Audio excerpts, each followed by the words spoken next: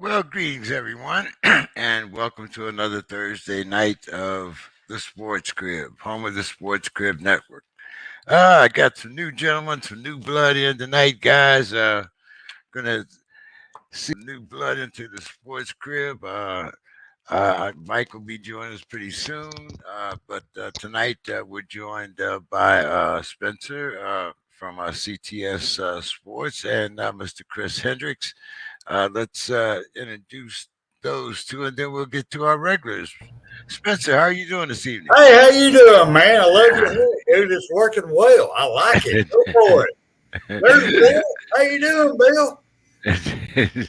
Oh, Chris. Oh, we got Chris in the house. Yes, we got Chris in the house. Spencer's repping Alabama and Alabama sports and the Atlanta Falcons. Mr. Kendricks, how are you doing this evening? I'm good, guys. Glad to be joining you tonight. Tell us a little bit about yourself, sir. Yeah, so I am a huge sports fan to start off. I have my own podcast called Just a Bit Inside, a sports podcast, available wherever you get them. But just so you know, I'm a Boston sports fan, so ready to chop about the Pats draft. I saw that's on your list here. Oh my goodness! I mean, you want me to hop off? I didn't know if it was a good thing. No. Hey, look here. Hey. No, get the Band-Aid off early, you know. We've been looking for somebody that we can spew our Belichick hate on for quite some time. So. It's not so much to hate Belichick. Give you guys the other side of the facts. More the order. With the truth to you know. And of course, we have our regulars here, Mr. Bill Carroll. Bill, how are you doing this evening? I'm exhausted, to be perfectly honest, but I'm here nonetheless. I've had a lot going on in both my sports life and my the thing they actually pay me to do life. So there's a lot going on, but yes, I'm here nonetheless. I'm going to fight this thing as long as I can. But yeah, I haven't had a lot of sleep. I've about 2 hours and 47 minutes of sleep in the last 48 hours. Well, just between me and you, 3 weeks passes very quickly. But so, Demetrius, how are we doing this evening? It seems that you're at home and I'm the one in the hotel room. All right, exactly. Look who's traveling and look who's actually at home. We got two guys in hotels. Look at this. And I'm the one who's usually traveling. That's interesting. It's good to be back as always. Thursday night would be the same, you know. Yeah, and you guys, the last time we talked to you, we were talking. I'm waiting for Mr. Johnson to get, Mr. Scott to get in. No, here, we don't need Mr. Scott. We don't need Mr. Scott. We don't need. I hope he's having internet problems. So, for backstory, guys, I'm a Detroit sports guy, obviously, and Mr. Scott is a Minnesota guy, and the Twins swept the Tigers about a week ago. And so he can't wait to let Whoa. Hold up. You're a Detroit guy with a cornbread podcast. Well, my parents are from Alabama. My parents are from Alabama. Yeah, my parents are from Alabama. You gotta have some southern roots somewhere. Exactly. Thank you. I'm looking at some pinto beans real quick here. Yeah. Well, guys, it's baseball season's here. We've had a lot of the draft is here. A week ago, I would have been here for the draft instead of Canelo fight. But Nice. I'm in Vegas once again. So, I'll be down here probably covering the press conference at Canelo fight.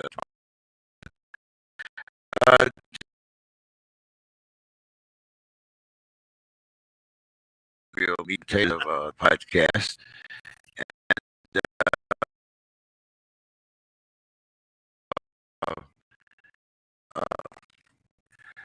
Miss Stringer, Hall of Fame, Vivian Stringer, wins. Usually I let Bill start this, but then Demetrius has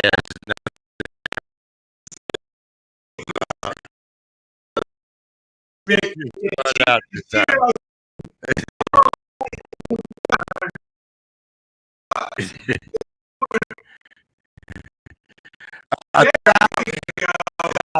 There we go.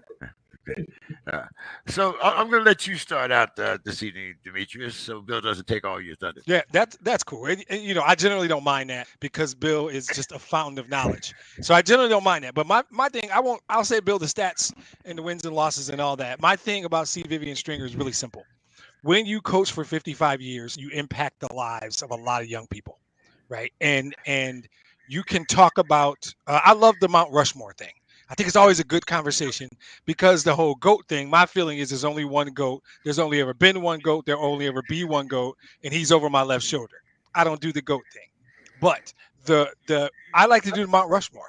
And if you do a Mount Rushmore, my man, you do a Mount Rushmore of women's college basketball coaches, you can't say that without talking about Pat Summitt, Gino Auriemma, and in my opinion, Vivian Stringer. Now, you can debate the fourth. Tara Vanderveer, I love her. Right? There are people who you can debate. Perhaps. Exactly. There's debate there. To me, there's three no doubters. and I think that's as good as you can say about most people in most walks of life. There's someone, like I said, with the exception of the guy with my left shoulder, there's someone you can debate. If you think it's Michael Jordan, great. I say Bill Russell has more rings than fingers, and we can have a conversation. I'll listen to you talk about LeBron. But if you think about the number of lives, whether it's Rutgers, Iowa, even HBCU called Cheney University, she impacted the lives of so many young people. And what I remember most is Dawn Staley, the current coach at South Carolina. Yep. The national champs, if I'm not mistaken. Mm-hmm. They went through this thing when she was at Rutgers, this whole Don Imus thing. And I don't know when it was. Bill can probably tell you. 2010, 2012, somewhere back then. And the way she handled it perfectly from every aspect, including a conversation with the man. She accepted his apology. They established a relationship after that. I just think she touched the lives of so many young people. I don't even want to talk about wins or losses or national championships. I don't really care. She was an advocate for the game, an advocate for young women, and she made a lot of people's lives better. And I'm talking about her as if she's gone. She's not. She's still here and she's still doing it. So let me make sure I get that part right. But that's my thoughts on her. Yeah, we're giving her flowers while she's still above ground, rather than. Chris, I saw you shaking your head there a few times. Do you have any things you'd like to comment about Miss Stringer? Well, I think just having 50 years more in the game is just an accomplishment in itself. But I was a sports information director, so I spent a lot of time in college athletics. I worked closely actually with Coach Rolly Massimino. Okay. So I know what these coaches can do and impact lives off the court, and it's just amazing. And I can't imagine how many lives she impacted. You got to be in the tens of thousands during her time there. It's a tremendous accomplishment. Yeah, absolutely. Bill? I'm going to begin at sort of the origin story, I guess. So she's from Edinburgh, Pennsylvania. And for those who don't know Pennsylvania is often thought of as the North. And, of course, it is because it's northern. No, you didn't. But there are parts of Pennsylvania that are, how shall I say, the past in a way that is very strong, very palpable, and very, very, very, very dangerous. And yes, when she was growing up, she grew up in a town that was like America as a whole. It was an apartheid place, right? There was a black this and a white that, white this and a black that. And while she was in high school, she went out for the cheerleading squad. Now, it should be pointed out that never in the history of her town had there been a black cheerleader. And eventually led to a court case. And eventually, she and a woman named Dolores Danzler managed to become black cheerleaders. The first ones in the town beginning in the year of 1955 when she was 16 years of age. No, she wasn't even 16. Sorry, take it back. She was younger than that. The other girl was 16. But the point is that she was a person who began shaking things up from her earliest youth, right? She then goes on to be a slippery rock four-sport athlete, and she helped to desegregate one of the sports there. They had black basketball players before. They had black volleyball players before, black softball players before. They had not had a black field hockey player before she got there. So she desegregated the field hockey team at Slippery Rock. And then she decided, like many athletes, when their playing days are over, to go into coaching. And she could have coached any sport. Any sport that they would have allowed her to coach. She has a high sports IQ. Anybody's had a chance to speak to her or even watch her talk about sports in general comes to realize this person understands sports, period. New sentence. She then goes to Rutgers and kills it. After starting out, she's been everywhere. Cheney State, of course, where she began her career in '72. And think of what the world was like in 1972. This is before women's sports were even in the NCAA. They were still in the AIAW in those days. And I cannot tell you what an antiquated organization the AIAW was. That would be a whole show, and I won't do a whole show on that. But all the things that you think about in terms of equality and equity and fairness, none of that, right? There was none of that going on. And then she's at an HBCU on top of it. So she's in a women's sport at an HBCU. Her budget is like, you could probably find her budget for that year of 1972. If you have a large vehicle, like go around like the mats, like where people have spilled change when they go through the drive-through, you can eventually find enough change that would probably match her 1972 budget. And despite that, she built an incredibly powerful program. And yes, as was said, 1,055 wins. I mean, I don't know any way to diminish that number, right? There's nothing you can do that diminishes that number. And she's done it. She was the first, though other people have done it since, to take 3 different programs to the Final Four in women's sports, in women's basketball. Now, she's built programs. She's resurrected programs. She's cleaned up programs. Everything that can be done in the sport, she has done it and done it at the highest level. She's in a couple of halls of fame, one for her state, one for her sport, women's basketball, one for basketball. And if America had one just for being the greatest or amongst the greatest of just anything in America, she would be amongst the greatest of any things in America. If America had a Hall of Fame, she should be in that too. So Charlene Vivian Stringer is a badass, simply put. Mr. Spencer, anything you'd like to add to that? Well, I do have a lot that I would love to add to this, but I think it'd be better if I didn't. As I've told you earlier, I'm ex-military, and in the military, there is no color, period. You're only judged by what you do and your rank. This female, this outstanding coach, let me restate this. This outstanding coach had an awesome career. I mean, let's repeat this. Had over 1,055 wins in 50 seasons as a head coach.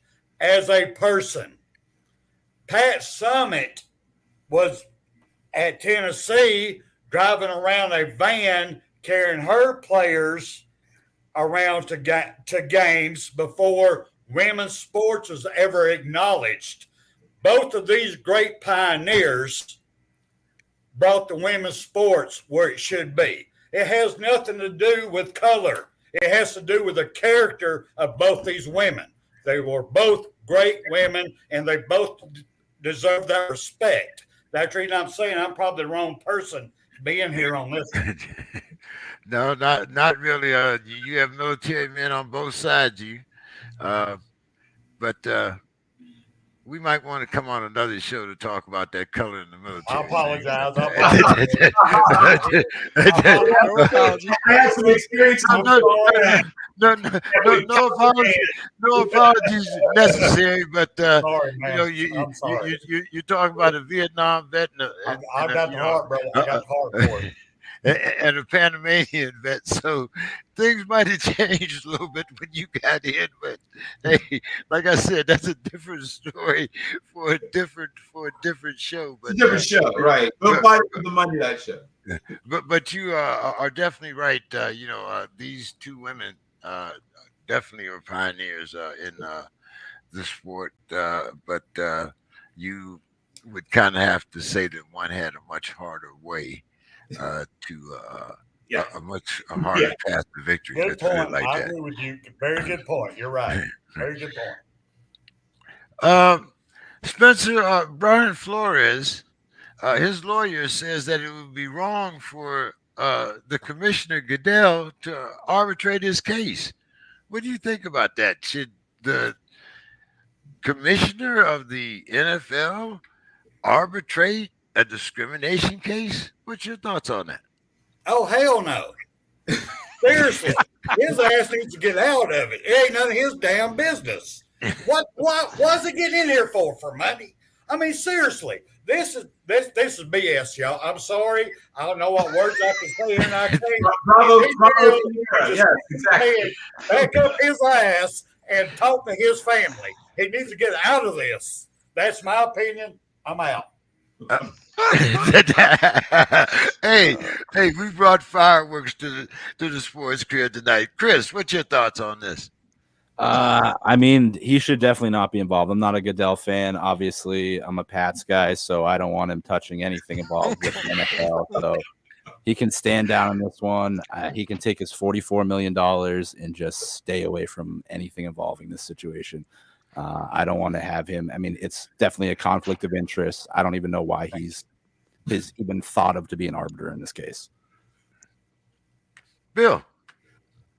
So imagine, if you will, that you're being brought into a courtroom, and as you're going into the courtroom, you see the judge and the prosecutor coming out of the bar together, like slapping backs and laughing, right? And you're thinking to yourself, what are my chances in this case? How might it turn out for me? What might be the outcome? I would like to tell you something right here, right now. I'm not one of those people that just dumps on Roger Goodell just to do it. No, I do it because you should do it. There's a point where you say to yourself, will I eat this fruit of the poisoned tree, right? Because that's what you're about to do. Do I want to do that? Do I want to eat the fruit of the poisoned tree? There is no way he can be anything close to objective. And in fact, since the people who pay his, as was pointed out, $44 million salary, with some pretty nice perks to go with it, in case you're wondering. Like, it's not just $44 million. Like, he's not just getting broken off in terms of that. You should see the fringe benefits that come with it too. It's not too shabby. Like, you could live off of like his per diem expenses. Like, if you had nothing else coming to you in life and you just had to live off that, you'd be okay. So use of a private jet, whatever you want. Oh, let's look at the contract. Oh my God. Okay, so I mean, he said, "Oh hell no," and that wasn't quite strong enough, but we're not quite far enough after dark. There are so many. Sorry. It's all right. You didn't know the rules. It's okay. It's such a ridiculous question to even ask us, James. But I'm glad you asked it because it gets us off to a nice rolling start. It is. I mean, it'd be funny if it weren't so stupid. Oh yeah. And I want to make a quick correction, guys. It was actually $63.9 million. Oh, there we go. 125 million the last 2 years. All right, let me worry about that when I'm in my quality in room here. Thank you. Just roll the shoot for guys, just to kind of give you a heads up about the sports crib. Time means nothing to us. We scheduled the show from 6 to 8 for 2 hours, but time means nothing to James. He's on the West Coast. He don't give a damn that we got to go to work in the morning. Doesn't mean anything to him. So he will give us 50 questions, 5 people on the podcast. Midnight is a concept in his mind. At some point, Bill's just going to check out and say it is what it is. Right? So just so you guys know, I love this stuff. I eat this. He can do that. I eat this up, and I'm in the Central, so I'll go late, and I'm out tomorrow, so I don't have to work after that. So I'll go as long as you guys want. Well, let's talk a little baseball here. By the way, Demetrius, you can go ahead and finish up that your thoughts on. Oh no, they covered it. I uh, believe I would have stopped at oh hell no. That was fine with me. I was good. I was good there. Everything else was butter. I mean, at the end of the day, you get to judge my lawsuit against your boss, who pays you $63 million. Okay, I don't need to add much to that. Oh hell no, covered it. Oh, and gentlemen, also we have a little thing that's called Cribbing After Dark, where like you don't have to watch. Nothing After is, 10 East, go for it. Yeah, It's a TV rule. On TV, on network TV, after 10 o'clock, there's certain things they can say. I don't know if you guys watch shows that late, but we're using that same rule. After 10 p.m. East, all bets are off. available. Just let me know. So if you see me doing like this, I'm looking at the clock. I'm looking at the clock over there. That's what I'm doing. My clock is over there. I apologize, y'all. I will. No, hey, first timer, you get a waiver. You didn't know. You didn't know. You're good. I'm passionate. I can't help it. I'm passionate. Exactly. Chris, what did you think about Trevor Bauer getting suspended for 2 seasons? You should have helped us after dark, bro. Go ahead. Go ahead. Yeah, true. I mean, with this topic, I mean, it's due. I mean, he deserved what he got, and I think it was definitely a severe punishment what he got compared to guys like, Marcelo Zuna, who's still playing baseball when he had his situation. It's just, I think Trevor Bauer is a guy that, a lot of people in the league aren't a fan of. And they're like, all right, if he can catch a 2-year suspension, you're not going to get a lot of kickback on it. So he just got a fall guy. And now this has kind of set the standard moving forward that, hey, if any of this pops up, at least 2 years, you're gone. Demetrius. Yeah, I think he put it well. And guys, just, I often reference what I do for a living. So I would talk about stats and quality assurance and crap like that. This is a deal where you do a risk analysis. That's the tool we call a risk analysis. And I think Chris just nailed it. What you can't do is go because you set a precedent. What you now have is something on the books that you can always go back and go, yeah, we're benchmarking Trevor Bauer. And you're not going to get criticized for hammering him. Not on this, not today, not on this.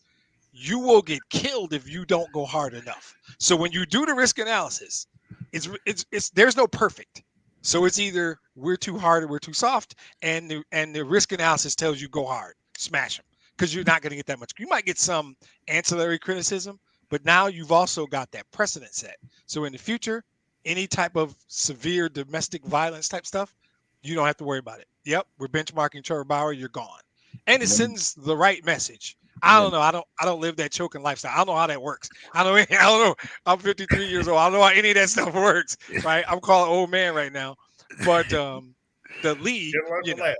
The league has an image, and they're just. I think Chris nailed it. They erred on the side of, and it's not like Bauer has a fan club, so nobody's really gonna complain about this thing. So. I mean, it turns out almost being like 425 games because they didn't even count the 99 he already served. Exactly. A crazy suspension for him to get. But again, and there are people who still think it's not enough. But again, I don't know anything about that world, so it's tough for me. I just think Chris nailed it in terms of what baseball chose to do. They did a simple risk analysis and said, "Yeah, let's go here. Let's get the sledgehammer, get the big one, go out to the shed, get that big hammer." Was it enough, Spencer? Well, much as I hate to say this, because my wife's going to remind me of this, I don't know nothing about it, so I can't put no input in it because I don't have no knowledge of it. I apologize, y'all, but I don't know. You don't got to apologize. Not on the crib. I think you might be playing it safe. You can let me know tomorrow offline what you really think, bro. Know. If I know, I'll put it out there. Y'all should know that by now. I ain't scared. Go ahead, Bill. When you read the testimony, now I have a teenage daughter, so I first want to preface by saying I have a teenage daughter. When you read the testimony, even the stuff that both parties agree was consensual is stuff that leaves you a little bit shaken if you care about women in your life. And when you see the stuff where they say he then kept going beyond what they consented to, and they consented to some pretty extreme stuff, right? But that wasn't enough for you. And you add to that, he's kind of known as he's always been known as kind of a douchebag anyway, right? Yeah. I mean, he's not, as we said, he's not the most popular guy in baseball already. So there's not a lot of sympathy, or there shouldn't be anyway. Whatever happened or didn't happen, and we'll never know all the details, and I don't want to know all the details. I know more than enough from the 3 complaints I've read to know this guy has some problems, first of all. Whatever he is or isn't guilty of, he needs to talk to somebody about the stuff that he's into.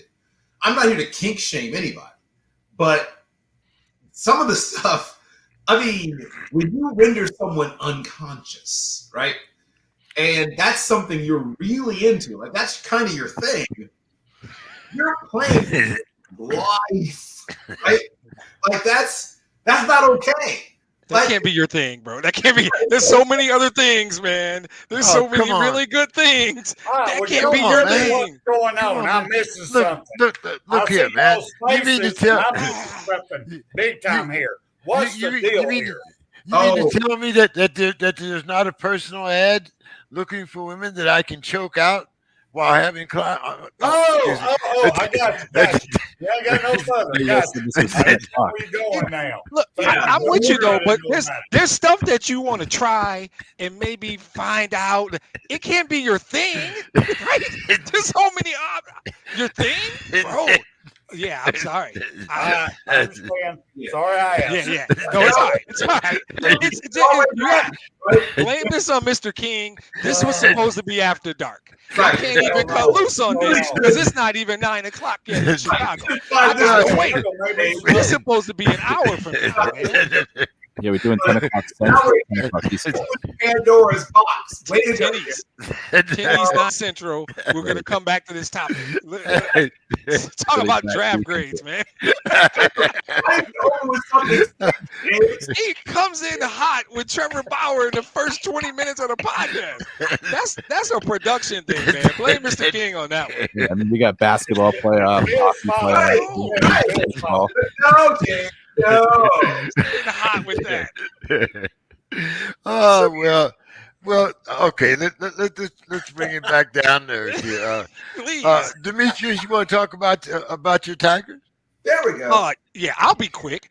I'm not worried. I know who we are. No, I know who we are. We're a young team that's starting to ascend, so we're gonna have some hiccups, right? And if you watch every game, and you guys don't, but I do, I'm not worried about what's happening. It's cold in Detroit in April. Guys heat up. We started slow last year, and Javi Baez is still a really good player. Yep. We've got a couple young arms that aren't used to getting over 75 pitches this early in the season. So we're dealing with very simple stuff that can all be fixed. AJ Hinch is still one of the best managers in baseball. We got a young, talented team, and we're going to be fine.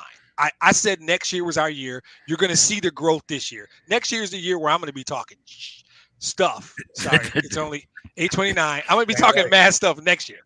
But I like where we are. Our young arms look good. Our young first baseman, Spencer Torkelson, get to know the name. You need to know that name because he's real. And then we got 3 really good young arms that are growing. So I'm fine. It's April in Detroit. It's when it gets warm, I will start hitting the baseball better, and we'll be a fun team to watch all year. Didn't expect us to compete this year. Next year, watch out. You can say that about all the Detroit teams, I think. Yeah, we're all at that same spot, right? You got it. Lions have to keep drafting well, and we'll get to that. The Pistons, basketball's a weird deal. You got to get a free agent to come play in Detroit, Michigan. I don't know how we're going to do that, but I'm not worried about the baseball team yet. Hockey's a longer-term project, but I like where all my teams are right now. Wes might be looking for a job, Demetrius. Anyway, about to be after dark for real. It's about to be after dark for real. All right. Spencer, you got any favorite baseball teams? I know you're a dirty bird, man. You like the Braves or what? Be honest with you, I do love the Braves. I ain't gonna lie about it, but what I do for a living, I'm a project manager, and I have to make sure a project succeeds. And once you do something good, you stick with it.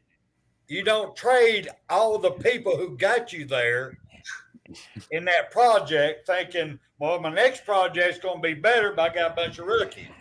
I can't figure out what Atlanta's doing. I'm sorry. Every time they do something great, they get rid of the great players. So I'm totally confused there. Bill, hey, was the White Sox been on a winning streak here? What's going on over there in Chi-Town, man? Well, not too long ago, people were calling for the head of one Kenny Williams, and I urged patience. They were much like the team that plays in Detroit. At one point, they were filled with a bunch of guys, some of whom were not meant to be part of the future of the team, and some who were, right? And you're making that decision. It was like, okay, you are going to be part of our long-term plans. You thank you for your service. So you are figuring that out, right? You're sorting out the wheat from the chaff. They've done a pretty good job of it. They rebuilt a farm system that went from being, I would say, a bottom tier, a bottom 7 or 8 farm system a few years back, and now is a top 7 or 8 farm system. They have spent a little money in free agency. I mean, if you know anything about the ownership group of the Chicago White Sox, they're never going to be like, that's just not their way. Like that's not what they're going to do ever. No, not now, buddy. Not now. No, at no point will they do that. So you've got to be smart. You've got to acquire a couple of key free agents, and as was pointed out, draft and develop. Right, draft well, develop well, and yes, this team has a chance to contend. They've been hanging around, around the periphery of being really, really good for a while. And this could be a year. And if they are a little more aggressive at the trade deadline, which is always the big question for White Sox fans, like every year, White Sox is like, maybe this is the year we're a little more aggressive. And then usually they're like, oh, we weren't. So we'll see if they're getting excited and what happens. But they have a chance. I think this team, if they add 1 or 2 pieces, could be right there all the way to the end. Chris, who you backing? Who do you like? It's guarantee I'm a Sox fan, so it's rough right now. I don't know if you saw last night. Thought spirits are high entering May. I'm like, throw April in the trash can. We're in 4th place, and the Orioles are nipping at our heels for last place. And then we won the first game of May, so things were turning around, and then we haven't won since. And last night they tied the game in the bottom of the 8th on a big homer from Xander Bogaerts. And then they proceeded to give up the tying run in the 9th, and then they decided to give up 6 runs in the 10th inning and lose 10-4. Yeah, that hurt. So I think this might be, unfortunately, a down year for the Red Sox, but I'm still always hopeful. Chris Sale's coming back. They always have the ability to turn things around. I'm going to be a positive beat, but I don't know about this year. Looking forward, though, we have developed some players. Tristan Casas, get to know him. He's going to be up soon. He's going to be a big bat for the Red Sox. They drafted well. They got Nick York coming up as well. They got Marcelo Meyer, number 4 pick overall last year. Big shortstop, 6'4" guy, A-Rod kind of type. So Red Sox will make some noise, but I'm not sure if it's going to be in 2022. Yeah, I see him more like a permanently tanned Tulowitzki. But yes, I agree. He's a big, strong. He doesn't even look like he's playing the right sport. You look at him like, my gosh, he's so fluid too. He's just so smooth. Right. He's tremendously athletic for a guy that size. I mean, his hand speed, if you watch him swing, it's nuts. He's got such quick hands. Right. And he looks like a possession receiver's H-back, like a move tight end. He's a big dude. I mean, he's a steal to get number 4. So looking forward to him. Still probably a couple years away, but again, we'll see what the Red Sox can do. When you got the Red Sox budget, you never know what's going to happen. Exactly. Yeah, and we've been talking about this physique size thing. Strangely enough, it started with a golf conversation about how big these guys are getting. So, yeah, baseball players. Do you think Judge could suit up for anybody? Well, Stanford tried to get him to suit up. Tried to Stanford to play tight end for them. Yeah, I can see he looks like a little Gronk. But let's talk some NBA playoffs here. We are now into the second round of the playoffs, and we had some very interesting first rounds. Say the least. Yeah, to say the absolute least. Chris, what do you think about Utah? Do you think that they're going to move on from Donovan Mitchell after this first round? Excuse me, this first round exit. So I think they're just in a really tough spot because obviously it's not working with Mitchell or Gobert being together, and I think they'd want to keep Mitchell because I think he's the better player. I think he's got a better future, but he's also the guy you're going to get the best return for in a trade. Exactly. So there's just a fine line there. Do you want to keep him and get a lower return for Rudy Gobert, or do you feel like Rudy Gobert can be that paint guy, dominant center, rim protector for you? You try to build around him by moving a guy like Donovan Mitchell. What's your thoughts on that, Demetrius? Couldn't agree more. I think I am a fan of blowing it up, or it's not my team, so I don't give a damn actually. But blowing it up makes sense. I mean, Chris nailed it. You get more value from Mitchell. Gobert has a unique set of skills, and there are a handful of teams that might give up a lot because they don't have true rim protectors. Really don't exist in this league anymore. There aren't that many of them, right? And he is quite possibly in the running for Defensive Player of the Year most years. He brings that skill set. If you could move them together, you could get a hell of a haul. But you're essentially bringing whatever that is to a roster full of role players, and that is their dilemma. So my guess is they're going to try and do what they've been trying to do, which is replace the current crop of role players with better role players. The Bill looks confused. I know why. Because it's not going to work. Because it's not going to work. But I mean, short of bringing another star, and I don't know, outside of those two, where's your value? So, I mean, Chris really nailed it. To get anything, it's going to cost you Mitchell. And if you move Gobert, you better bring back a lot of scoring because you're going to need it. So because your defense is going to take a hit. I just think the first thing you said was right. They're in a really tough spot. I don't know what you do. I blow the whole thing up. It's me, but that's me. What do you do, Spencer? Do you blow it up? Do you trade Mitchell? Do you keep Gobert? What would you do if you were at the Utah? Blow it up. Go ahead and start over because it ain't what I'm seeing so far. Believe me, I'm not an everyday fan. I just catch it from here to there, and they need more help than a one-person deal. They're just going to have to me, start over and look for the future. That's my opinion. Yeah, I think you're right because they're in the West. You think Jai's in the West, Luka's in the West, Jokic is in the West. Golden State is still doing whatever the hell that is they're doing out there. Yeah, if you're in the West, they're going to be losing people too. They're going to be wanting people going out there to go to you. Yeah. I think Chris said you better be able to put up 150, 120 if you want to compete they're not there. in the West. They're not there. They don't have enough. Yeah. You're right. Go ahead, Bill. So you can do one of three things, and one was blow it up, right?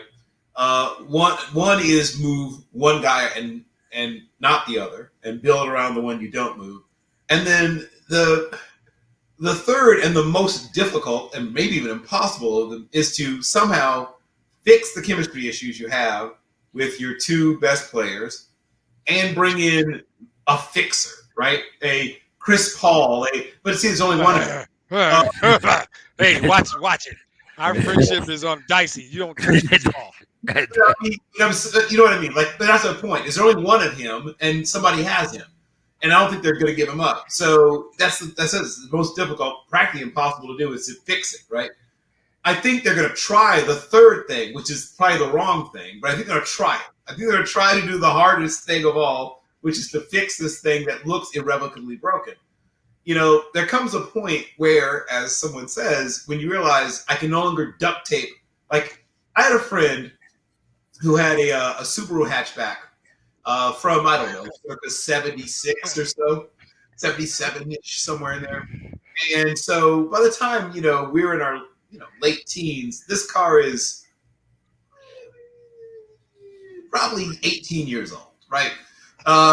No, wait, I'm exaggerating. 8. It's more like 8 years old. 8 or 9. It's like 9 years old.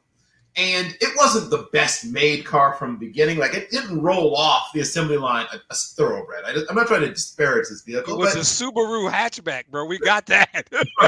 Exactly. Right. So You could have said escort. right. I could have. But this is, but he went with a slightly different way. So at one point, about 4 different parts of his car were literally held together with duct tape. And we said to ourselves at some point, we have jobs, we're working, we have summer jobs, we're doing whatever. Hey, Wes, it might be time for us to move on from the Subaru of justice and see if maybe there might be a better option. And eventually, a friend of a friend said, oh, so-and-so's selling their car. And we gave it a proper send-off, and eventually someone, took whatever parts were still usable off of it. But I remember as we were watching it go to its great reward, thinking, it'd given us many years of service. My friend had a band, and it was our tour van. In that we used to jam like 4 teenage boys and me. I mean, I was the smallest of the group, and there was like 4 tall guys and a bunch of their band equipment in this vehicle that wasn't really made for that.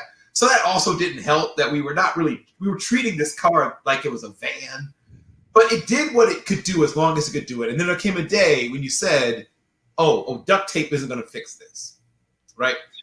They will have to eventually come to a point where they see duct tape won't fix this. But I believe they're going to try the duct tape approach first. Good luck. So they're going to blow it up. Well, eventually they have to, yes. I don't want to be cliche, guys, but I mean, the definition of insane is trying the same thing over and over again and expecting different results. And that's what that would be. So, I mean, if Utah wants to be insane, they can. But I also think they're getting feedback from their fan base. I think even their fan base is like, guys, we know this isn't working. Just blow it up at this point. Right. Oh, man. See, where's Mr. Scott when we need him? But anyway, We actually don't need him. Let's just the Timberwolves, skip all Minnesota-related questions. Oh, no. Hey, the Timberwolves are displaying their Viking syndrome, unable to hold on to a lead in the 4th quarter. Eliminated in 6. Yep. Bill, Yep. what's your thoughts here? Called it. Yeah. But beyond that, I mean, let's be honest. There's a lot of teams that are sort of evenly matched, right? There's a lot of teams that are close right now in the NBA. You have maybe 1 or 2, maybe 3 tiers that are teams that are truly like top tier. I think the Milwaukee Bucks, to me, are truly a top tier franchise. And there's a couple others that are clearly, when their best players play their best, they're going to beat most other teams most nights, right? The Suns, you can kind of throw into that conversation. There's a few teams that are truly that. And there's a bunch of teams in the next tier, right? Where it's like, we could get hot and beat anybody, right? For a while.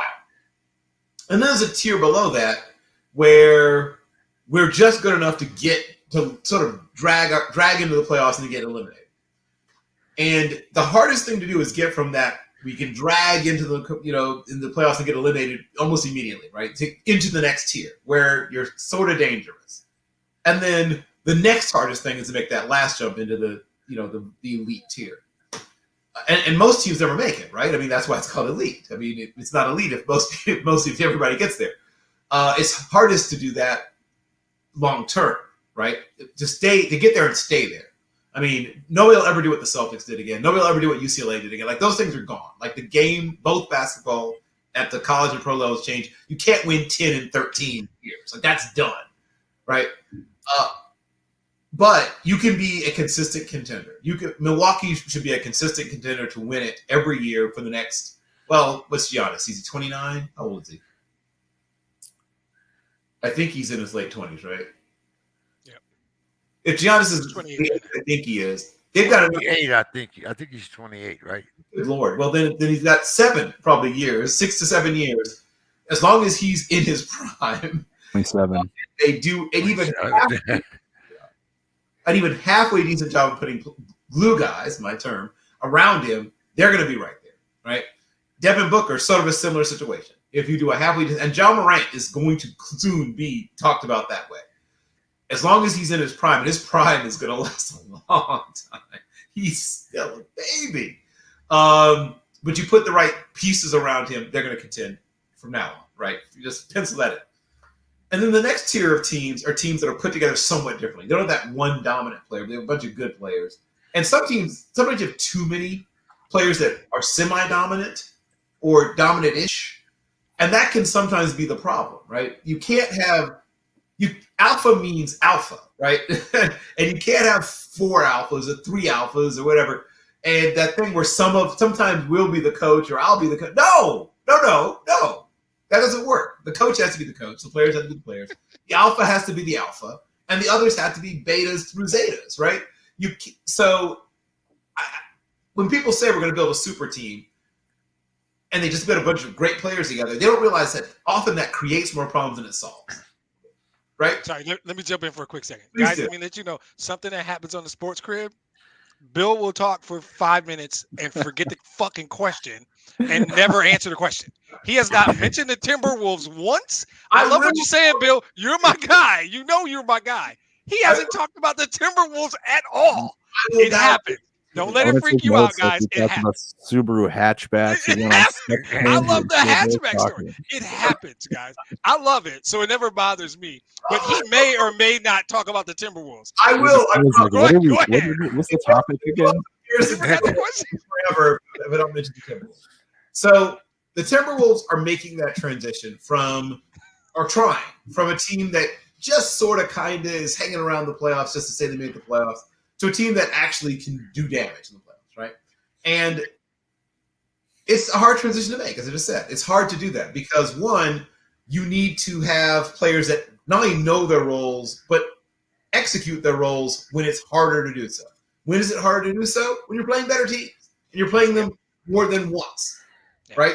They see you. They see what you're good at. They see what you're bad at or what you're, and they say, oh, we're going to make you do the thing you're not good at and stop you from doing the thing that you are good at.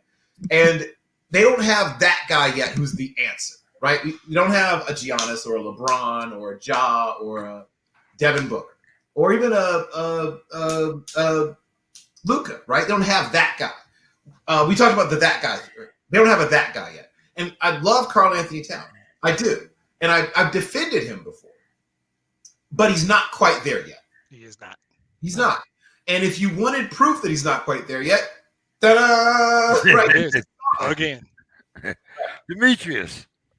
I can be more succinct about it. I think the league is constructed, and none of that is meant. Bill knows he's my guy. I love Bill Carroll. Everybody knows that. This league, the first round almost doesn't matter to me.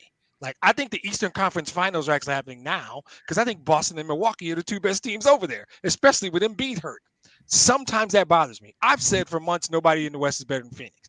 I'll talk about the Timberwolves if you want me to, but Bill covered all of it. Karl Towns is not a superstar. We call him that dude.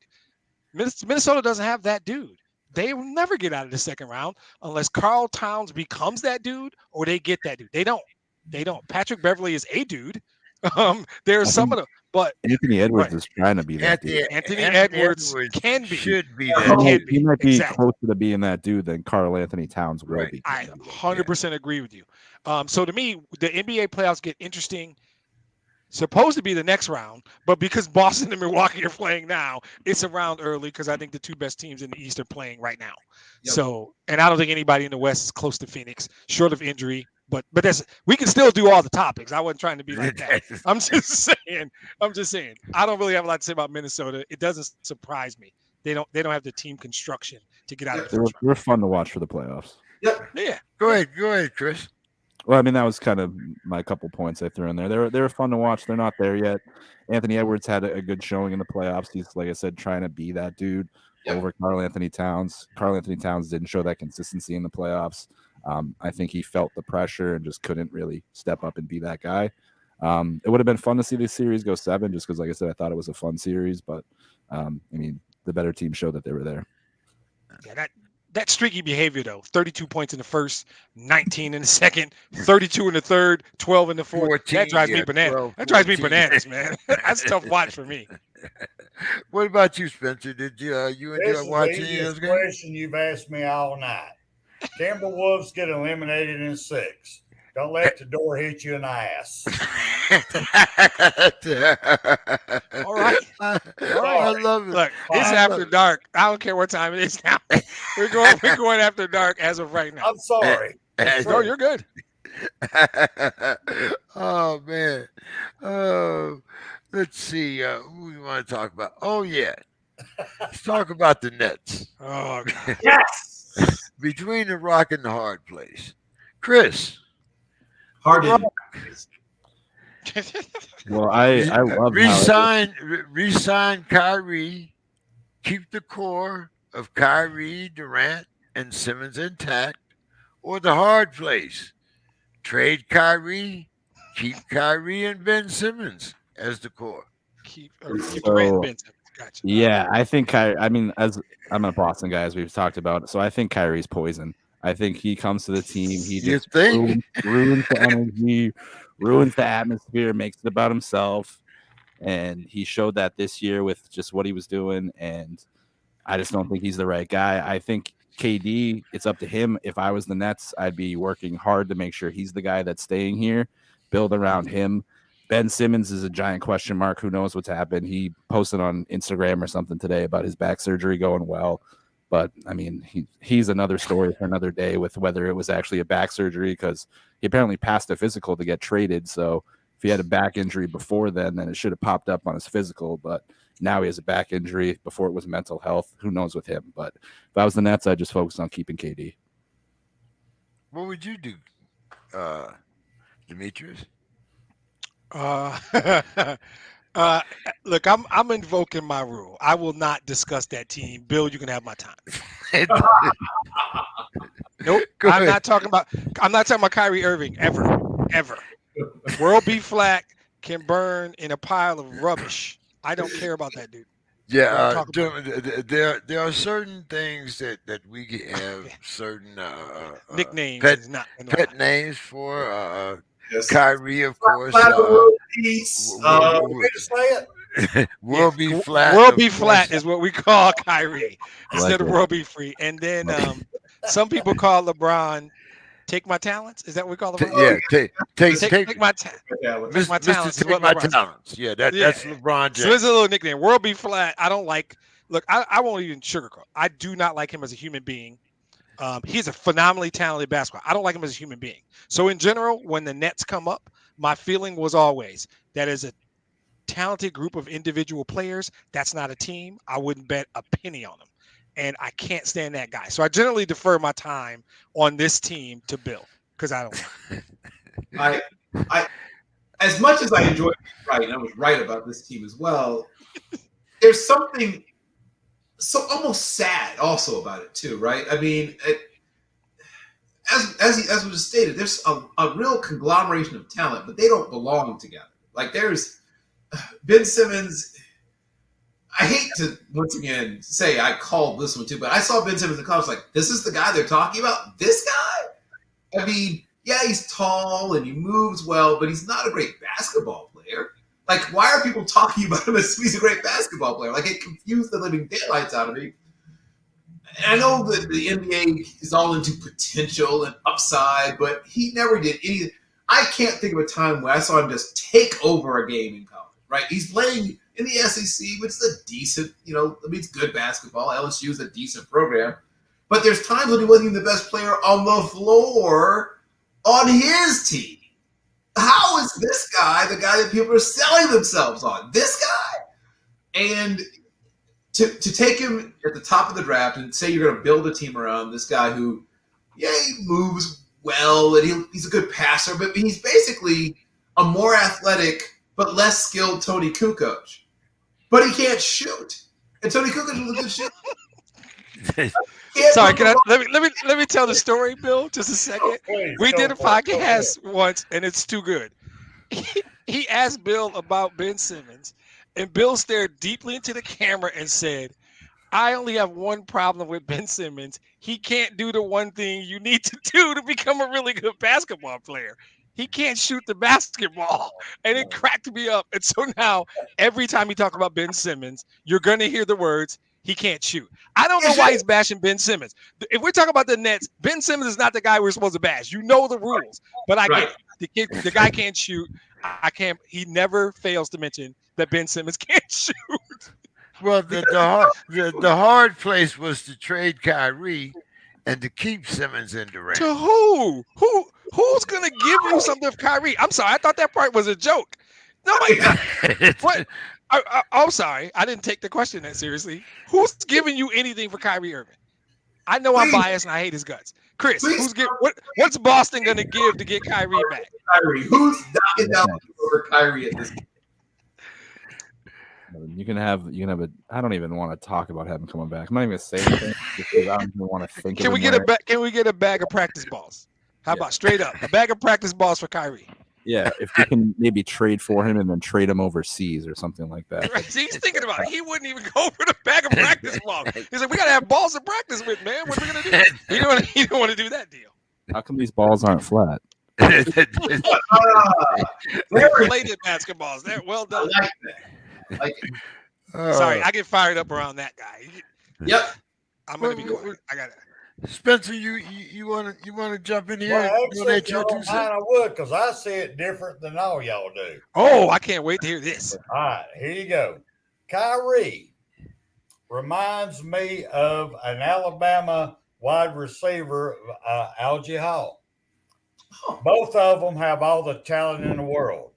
Both of them have showed greatness, but both of them, you don't know what drives them. Is it money? Is it family? Is it mental?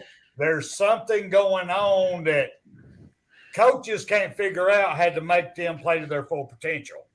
Kyrie is an awesome,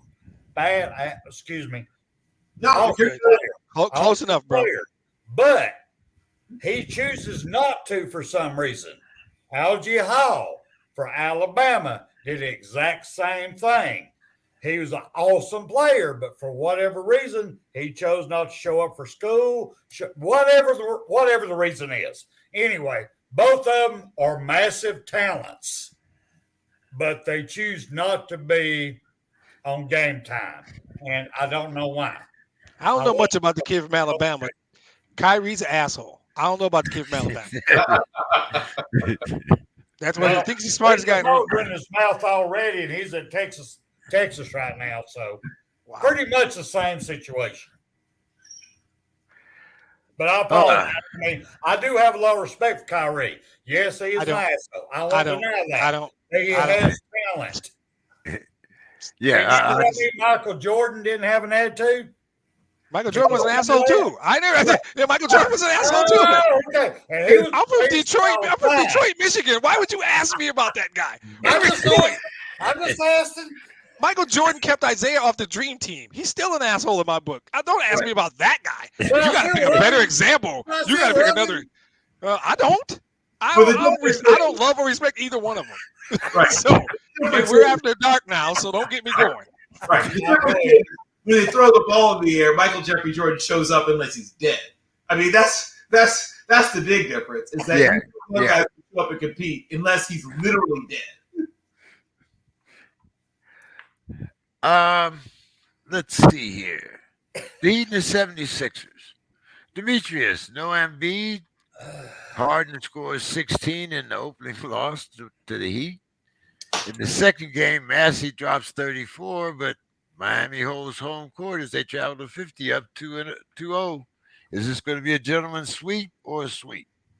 No, this is going to be a prostitute sweep. This is going to be ugly and painful. This ain't going to be nothing gentlemanly about this. Miami was better. Dude, we're after dark. Spencer, I told you we're after dark. This is too easy. Miami was the better team before. Yes. Now, I would say 76ers might have more talented players. Embiid would be the most talented guy on the floor. But Jimmy Butler and Tyler Hero, Bam Adebayo, they're a better team. Good point. We talk about this all the time. You can have better players. If I got the better team, I don't. I could be nice. Well, no, obviously I can't. This is not going to be pretty at all, in my opinion. Without Embiid, this is easy because that's not James Harden anymore. I don't know what people want or are looking for. I don't know who that dude is. That ain't going to happen. What do you think, Spencer? Is it going to be a gentleman's sweep, or is it going to be ugly like Demetrius? Let me feed off of Jermaine right now. This is you're bringing in Harden up. They expect this poor man, he is a great player, to do it all. And for some reason, he ain't got Richard, the last thing that James Harden, the last thing that James Harden is poor. Exactly. I understand. But they expect him to go out there and put up 30 a game, 40 a game. He ain't getting the team effort around him. Before, when he was at his greatest, is when he could pass the ball off and somebody else would sink it. This team ain't that. I don't see him going any further. What do you think, Chris? I think it'll be I think it's gonna they'll get swept. Miami's definitely the better team. They're showing that on the floor. Without Embiid, just put the Sixers in such a hole to start the series. I think maybe if you had him to start the series, been a little bit more competitive, but Miami is just showing why they've been, one of the top teams in the East the last few years, and seems like they're going to be heading to the Eastern Conference Finals here shortly. Bill, light sensitivity. Even if you come back at game 3, stamina. Break it down. I don't have to break it down. There's no breaking down to be done. You asked me years ago what I thought about a couple of teams ago about what a James Harden-led Houston Rockets team was going to do in the playoffs. They said they're going to lose. And I told you why. I told you that any team that is Harden-centric is not going anywhere. I said this years ago, James. Have I stuttered? Have I wavered? Have I ever changed my mind or equivocated? No. I have said for years that I will never come off this until I am proven wrong, which I don't think I will be, that teams that are built around him can do certain things in the regular season, may even win a playoff series, but they will never win it all. They're not picking up that Larry O'Brien trophy. Any team that is correct, sir. That is at the heart of their team is Harden. First of all, a guy that plays only on one end of the court. He essentially is in gentlemanly retirement on defense, for those who didn't already know this. So you're playing 4-on-5. And when he has the ball rarely leaves now. Now, as Spencer pointed out, some of that is due to the fact he doesn't trust other people to hit shots because, well, he's right. You can't trust a lot of other people to hit shots. I won't quibble with that. But there are more things he could do to create easier shots for his teammates, and he's not doing those things. At least in part, he's winded half the time. And I guess he's not getting the right kind of workout at those strip clubs. I don't know. But the main thing for me is that a team that is centered around him and his particular set of skills is always going to get dismantled by teams that play hard on both ends of the court. Thank you. Follow that, Chris. Exclamation point.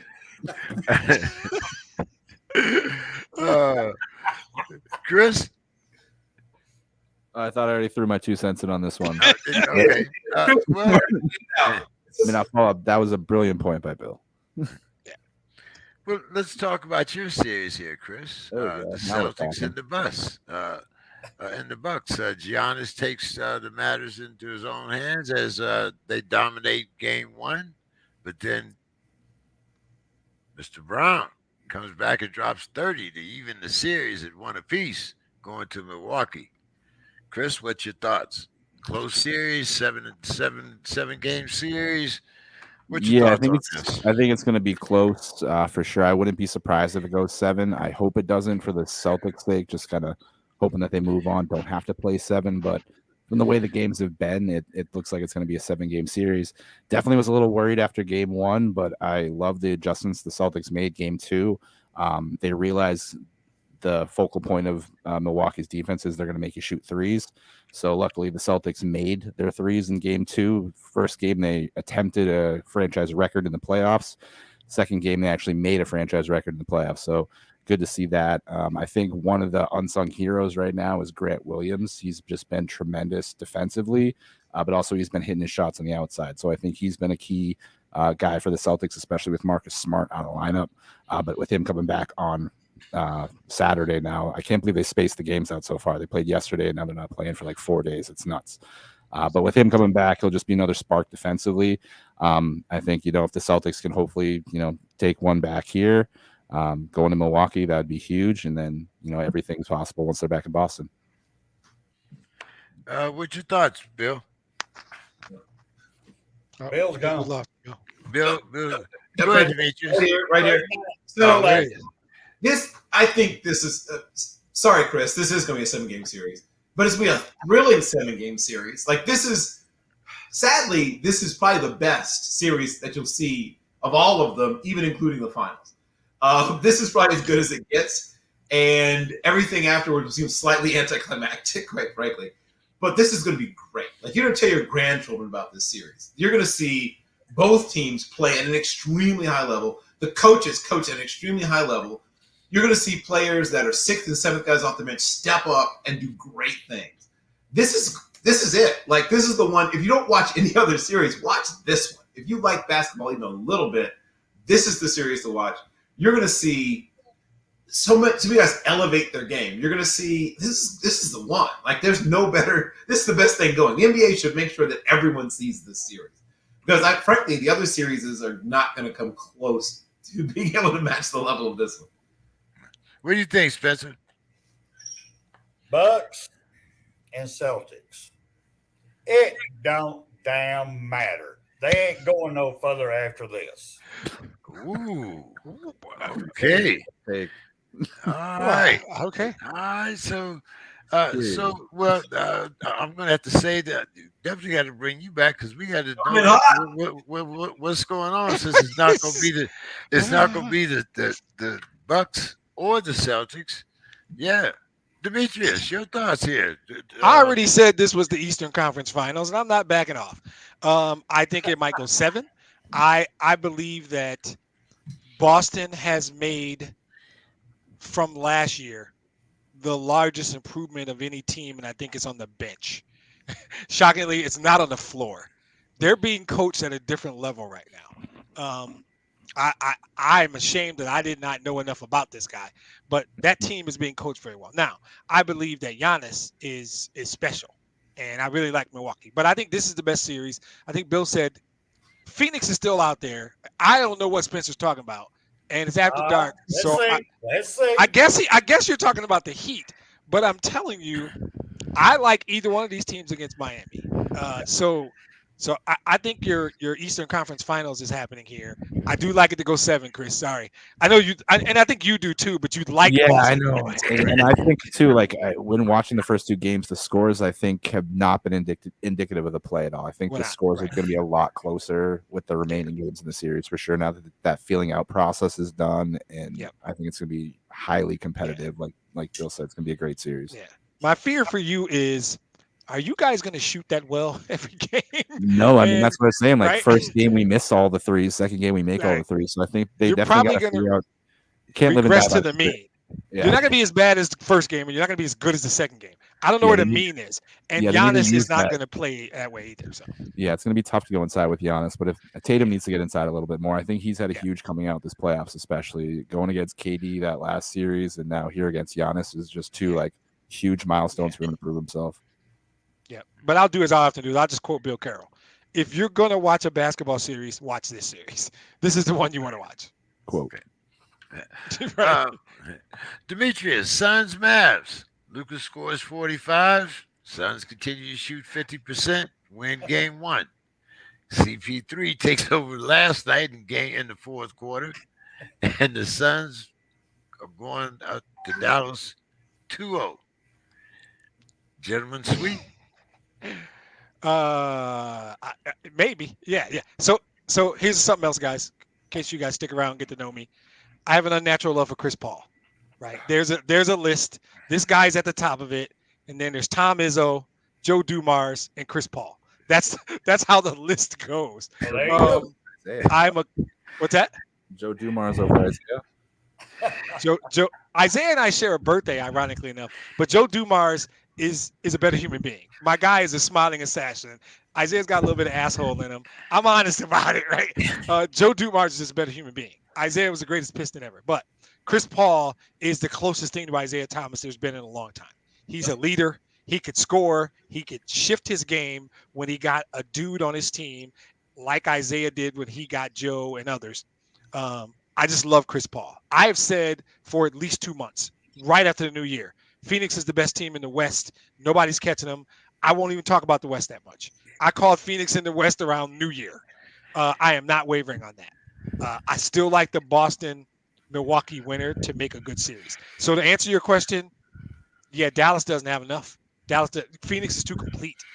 They're too complete. Dallas doesn't have enough. It probably a sweep. It might be a 5-gamer. What do you think, Spencer? Actually, on this one, Give your time to me. I have no decision on this one. Oh, okay. I like that. Honestly, I respect that. I respect that. I know, but seriously, I don't. I'll take your time. So what I was thinking, no, I'm just kidding. Right back. But They're trying to keep us under 3.5 hours today. Are we try? Is that what we're trying for? Okay. All right. Under 3.5. I guess I'll cooperate then.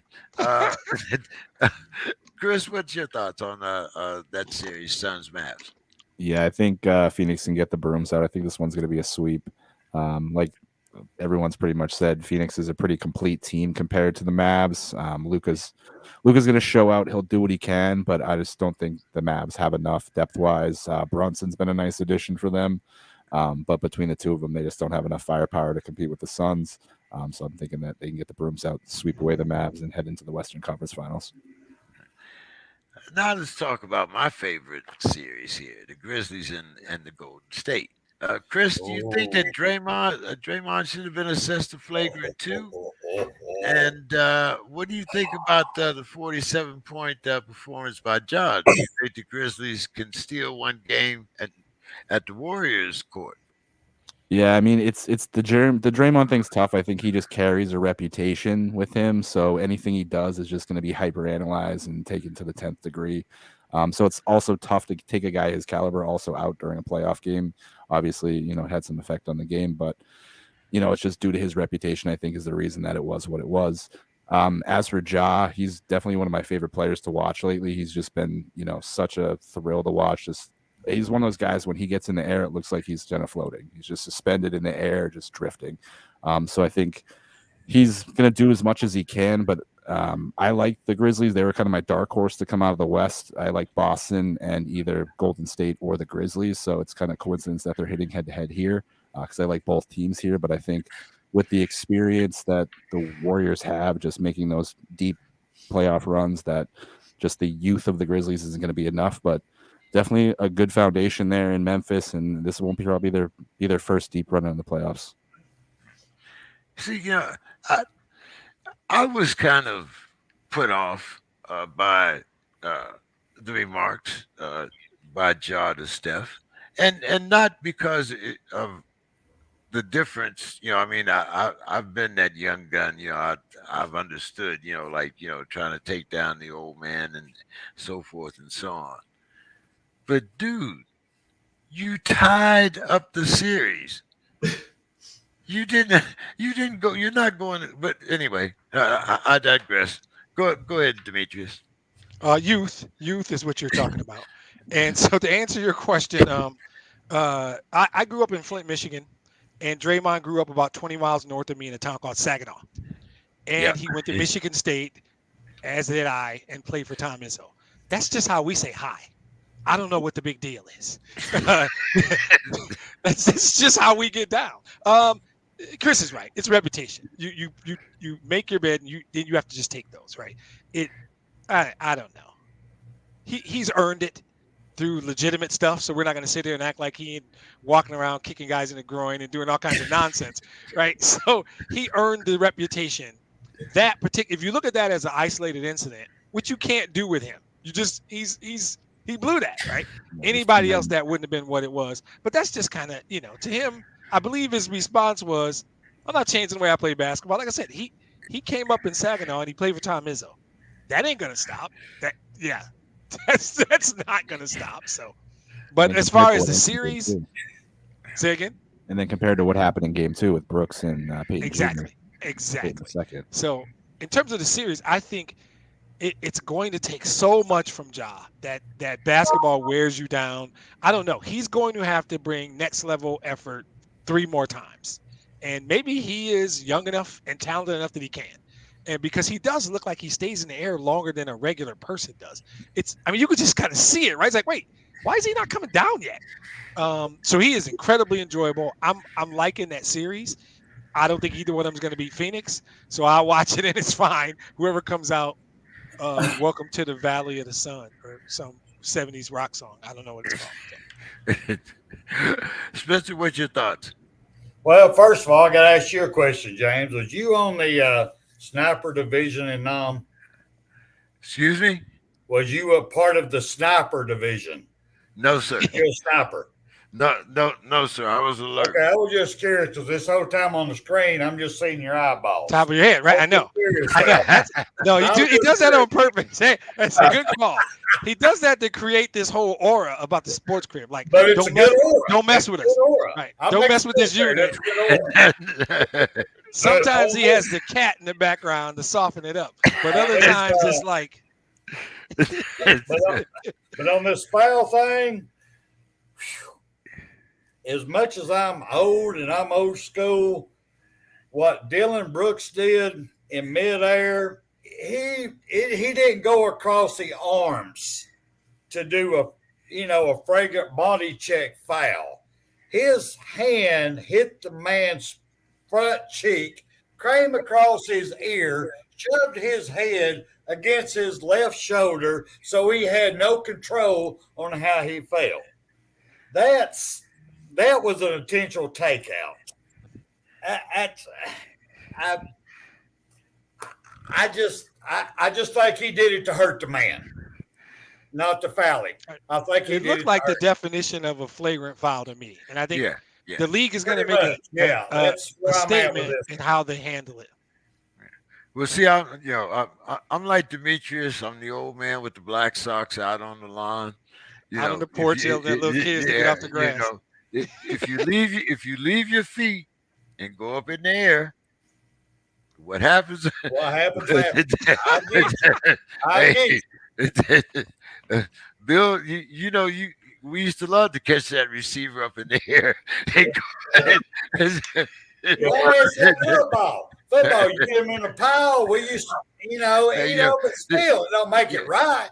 We did it, it didn't make it right. Right. Can you make him do a 360 or a 720 while he's up there? That's always how. As soon as the receiver broke his arm or not? Does anybody know? Did he break his arm? He broke. I thought he broke his elbow, wasn't it? Yeah, it's elbow. I think he's done. He's out for a month. Out for a month. So Brooks did what he was supposed to do: is take him out. Now he's done. Yeah. All right. They said he could be back. Well, there you go. What I was saying. As a fan of the Bad Boy Pistons, I'm gonna bow out of the rest of this conversation. Yeah, that's what I was gonna say. Denise, as a Detroit fan, what's your opinion? Rick Mahorn is somewhere applauding right now. I need to hear Bill on this. Come on, Bill. Come on, man. Bill's gonna bring it. Bill's about to give us a story about the greatest foul of all time.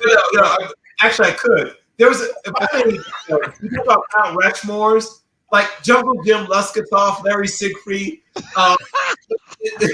But the game has moved on for guys like that. There used to be a place for the actual full-on goon, right? And that's really gone from basketball. But this kind of play reminds you of what Clyde Lovellette and guys like that used to do back in the day.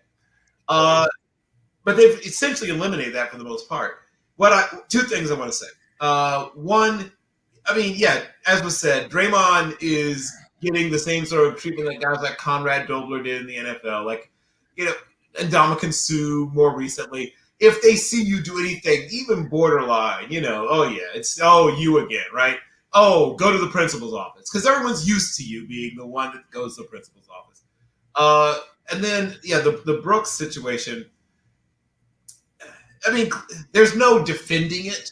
You can't say, he was going for he clearly was going for the head, and then comes down with a good amount of force. It's a very dangerous penalty, and it is the kind of penalty that supposedly basketballs are trying to get rid of. Right? This is This is the one they show in the training to the referees. This is the one we want to take out. We don't want to see this anymore. No more of this, right? Especially in the playoffs of all places, we don't want to see that. So this is a great example of what not to do. I was a wrestler in the winter, right? Because basketball is a sport where you aren't allowed to slam people on the ground, I wrestled in the wintertime. That was my wintertime sport because I'm just not built for basketball. I'm short. I'm, long-armed but short, and I'm more interested in putting people on the ground. And basketball is not about that. So football, wrestling. Basketball, seemed like nice exercise to me. But since you can't put people on the ground, I wasn't all in it. Hey, like you said, basketball has certainly changed. I made my basketball team in high school because of the fact that I could give up 5 fouls, not because I could play the game. And I that's just the way it was. You played your role. We all have a time. We all got a time. You want 5 hard fouls? I'm your man. I'm good. You're the body check man. But then again, I'm like Ben Simmons. That's why I'm doing the sports crib. So guys, let's talk about this draft here. And I'm going to start with our draft guru, because we went through this many, many times before the draft season. Who would be the first pick, Trayvon or Mr. Hutchinson? Of course, we couldn't talk too much about Mr. Hutchinson because he came from that school that Mr. Demetrius does not like to talk about. But he does admit that the man has talent. It's going to be a little interesting because now that man is on his team. We're going to talk about that a little bit later on and how he fell there. But Bill, Trayvon Williams at number 1? Really? Well, Your thoughts? Trayvon Walker. Trayvon Walker. I'm sorry. Yeah, Trayvon Walker was a player I described when I wrote him up as Justin Tuck with a jetpack, right? I mean, you're getting just a much more athletic version of Justin Tuck. If you think he's going to be a 10, 11 sack guy, you're probably going to be really disappointed because he doesn't really understand pass rushing, at least not yet. And you have a lot. It's a lot to learn in a very short amount of time. So he's going to give you really good value as a run stuffer. He is a guy that sets a really hard edge, right? I mean, he really understands how to set an edge. He's long, he's strong, he moves well. But his idea of pass rushing is to attack the whole man, not half a man, which is not what you want to do. Sort of just jamming into the guy's shoulders and sort of hoping that he'll collapse. And did it occasionally work? Sure, because some, Vanderbilt exists. There are guys you could literally just buckle that thing. But you're not playing Vanderbilt anymore. Austin P isn't going to be on the schedule from now on. You're not going to get to play, those sturdy Gamecocks, right? You're going to be facing guys who are bigger, stronger than the guys you're used to. He's going to have to learn almost from the very ground up how to become a pass rusher, if that's what you think he is. And if you don't think that's what he is, what are you doing drafting him first overall?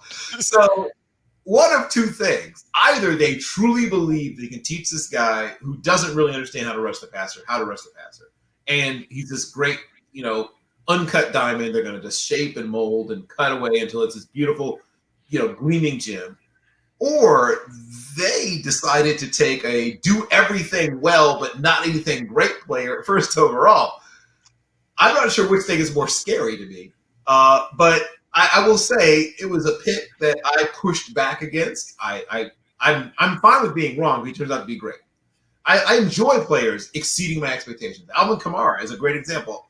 I wrote him up as like, he's like Tiki Barber. And it's not – I wasn't way off, but he's clearly shown he's extremely versatile. You can build an offense around him. I was glad to be wrong. I love when players exceed my expectations. Maybe Trayvon Walker will do the same. I'm not sold on that. I think he probably is what I said. I think he's Justin Tuck with a jetpack. What did you think, Spencer? All right, straight up. Y'all know I don't cut corners. I personally did not understand why the worst team last year, who had the first pick in the NFL draft, did not go with the best offensive lineman out there. I didn't understand that whatsoever. They ain't scoring points because they're getting sacked. They have no protection. They couldn't run the ball because they had no protection. So let's just overlook our offensive line to give us help to score. Let's go with a defensive player. Yes, I have an issue with that. And I do have a personal thing. It should have been Evan Neal. But if it wasn't Evan Neal, if you're going to go for the best defensive linebacker out there from Georgia, to me, it should have been Dean. They're going, well, he's got little hands. He's got short arm span. Well, let me give you a little history here. Derek Pope, from a linebacker for Alabama, his RAS card scoring was 5.61. Right here it is. And he was one of the best linebackers in there. Wait. You got dudes score on a piece of paper right in front of you? Yes, I do. If it's got a Crimson Tide on top of it, yes, I do. Now, I can't tell Don't you act Georgia, like this isn't freaking you out, bro. Tennessee, but I do have A his lot of red last on it. card right here. Yes, sir, I do. All right. see I where can it's tell you supposed his weak points, but he proved it wrong. And Dean, even though he's from Georgia, I'm not a Georgia fan, I'm Alabama, he should have been the number one defensive player off the board. In my Mike's opinion. like, what the hell? What the hell is this? Yeah, hey, Mike, welcome back, bro. What's yeah, up, Thank Mike? this is what we're doing now. Mike. Yeah, that's a good answer, Chris. I mean, Spencer. I'm sorry. I think that was I was just surprised you had dudes score right in front of you like that. That's good research, bro. Hey, these guys we bring on now are informative rather than some of the. Well, I tried an idiot a couple things back, but Yeah, Mike's a won't talk about Colts fan. He's a fan. He's also a fan of Ooh, that good school. That school I don't talk about. And if you decide to talk about them, we will not be friends. That's on you. He knows I bleed green and white. I know what he deals with. So we just Amazing work blue, with each baby. other. We just work with each other. So, It's just common interest. There's Exactly. not of an interest. all love. Mike, welcome to the show. How you doing, man? I'm doing very good, sir. How about yourself? Doing good. We got some new faces tonight. Wanted to see if we can make some of these guys some more of our friends and come on in. They don't we want know, me. we know that you follow Alabama. We definitely know that, if nothing else. So, as Spencer you told came me- in hot. Spencer came in hot, didn't give a damn about After Dark. We told him, look, man, you gotta wait. He didn't care. I'm an old man, Chris I is- don't care. Chris is laying back in the cut, just dropping nuggets. It's good. It's cool, Mike. It's very good. So, Mike, what did you think about Trayvon going first? I think up to the draft, it was pretty much a surprise. But once, like a day or two before the draft hit, it was pretty known that it was going to be Kayvon. But up until that point, I was just like, well, why is this guy getting like all this coverage? And it's just like, is this really going to happen? And then it was pretty much certain by kickoff to the draft. So it was a surprise, but not so much of a surprise. Chris. Yeah, so just like Mike said, it wasn't really a big surprise there. I think the Jags are just like Bill said as well, betting on the upside of Trayvon Walker versus Hutchinson. Draft people I talked to said, a guy like Trent Baalke, who's the Jaguars general manager, just loves guys like Trayvon Walker. He drafted Aldon Smith when he was in San Francisco, so he loves those guys. That's the future. The comparison he used was between Aiden Hutchinson and Trayvon Walker. Is Trayvon Walker, you're trying to hit a home run versus Aiden Hutchinson, who's going to get you a double. So that's kind of what the Jags saw there. It'll be, again, interesting to see how it pans out. I don't think he's going to have a great rookie year, but 2 or 3 years from now, we'll see whether the Jags made the right move. Yep. Demetrius? Am I jumping right into the Lions, or you want me to talk about Trayvon Walker? You can start with Trayvon, and then we'll talk about how you. Well, go ahead. He can't All help right. So Trayvon, I think Bill brought up this really good point earlier about how he does it. When we get to Aiden, I'm going to talk about technique and pass rush moves and things like that. it. Ooh, I like I you. think I think Trayvon Walker is used to just, I'm better than you. I'm better than you. Because he had Austin P and Vanderbilt on the schedule. Guess what? You ain't playing them anymore. Every tackle in the National Football League is better than every tackle you've ever faced. So, Yes, sir. so there is no going through them. If you don't develop techniques and moves, this ain't gonna work out at all. And nobody's happier about it than me. Amen. Because Thank you, despite the God. school he went to, I'm thrilled. Fine. So yeah, absolutely. I think they made a mistake. I think they're gonna regret this one. Well, now, Demetrius, you guys took the guy from Ann Arbor. He kind of like fell into your lap at number 2. Stop Because smiling, Mike. the last time we talked, you weren't really thinking about taking at Hutchinson, but you guys also moved up to number 12 to take Jameis Williams, and then you took the defensive end Josh Pascal for your second round pick. How are you? How do you feel about this draft, this Lions draft? So, as the title of my podcast states, I eat Lions cornbread every day. So I'm not objective. So you're getting a biased answer, but you know it. Scarily, my favorite pick is a safety out of Illinois that they got later by the name of Kirby Joseph. But America and everybody that watches Hard Knocks is going to fall in love with Joshua Pascal. Just an exceptional human being, beat cancer, 2-time academic All-American, and a hell of a football player. So what I think they did, which I love, is one, the number one issue we had was we weren't putting pressure. We were bottom 3 or 4 in the league putting pressure. I like sacks. Everybody likes sacks. The metric I like to watch is pressures. Are you are you moving the quarterback out of his pocket? Are you making the other team's quarterback uncomfortable? We were not good at that. I think Charles Harris had quite a few sacks for us.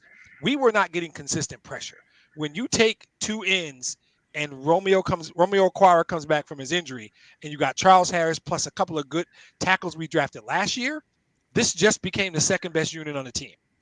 Behind the offensive line, which I'm here to tell you guys, we're going to have a top 6 or 7 offensive line. It's really good. The defensive line, and who does that sound like? Dan Campbell, right? Building the team from the offensive line to defensive line. And our massive glaring weakness was we had no top-end speed at the receiver position. Amon-Ra St. Brown was great, but signing DJ Chark and drafting Jameson Williams, who Bill will correct me, if he doesn't get hurt, I biasly say he's the top receiver in this draft. Top 2, 3, no, for sure, right? So you've added a receiver on the outside that defense coordinators have to worry about on Wednesday afternoon. Last year, the Wednesday afternoon defensive back meetings for our opponents were parties. They had popcorn and snack cakes and other shit. They didn't care because we had nobody. Now they have to worry. With St. Brown and DJ Chark and Jameson Williams, put up or shut up, Jared Goff. I've defended you, bro. Put up or shut up. It's your time now. So my statement about the draft is I think we got 4 starters because I think Kirby Joseph is going to end up starting at safety for us. And then I think we got a couple of good role players. We took an HBCU linebacker that I think is going to make the special teams unit and maybe can grow into a. I love our draft. I'm biased. You knew I was going to say that, but I felt like I gave you guys enough real facts to support, right? That it wasn't a horrible. I like what they did. The aggressiveness trading up and treating those picks like assets instead of just we got to take a player. We had holes. So we were in a position to have a top 5 draft because we had so many needs. So all of our top 5 selections fill needs. There's a linebacker out of Oklahoma State named Malcolm Rodriguez. He will end up probably getting some reps at linebacker because we have that many needs. So the overall thing of the Lions is that at 8-17, Aiden Hutchinson stopped being associated with that school and he became a Detroit Lion. So I don't even remember where Aiden Hutchinson went to school. Aiden Hutchinson is a Detroit Lion. You got to say what school he came from, though. That's the important factor. You know? It's going to be on the program, right? No, it's not. 8-17 last Thursday, he became a Detroit Lion. I don't even remember what school he went to. It's the integrity of that school, that great school that's going to bring very good, promising prospect to the line. So you've got to mention the college. You can talk about it. Blue. You can talk about it. Chris, did the Jets finally get it right? Can you guys hear me? Yes. I can hear you. Okay, yeah, my video just I'm fixing it. The Jets definitely are one of my top 3 teams that had a really good draft. They hit a lot of holes that they have, but they're the Jets, so they have a lot of holes. I think they did a great thing getting Ahmad Gardner at number 4. I was surprised to see Stingley go to the Texans, but for them to steal Gardner at 4 was big for them. Then they follow it up by getting Garrett Wilson, one of the top wide receivers, to give Zach Wilson some help on the outside.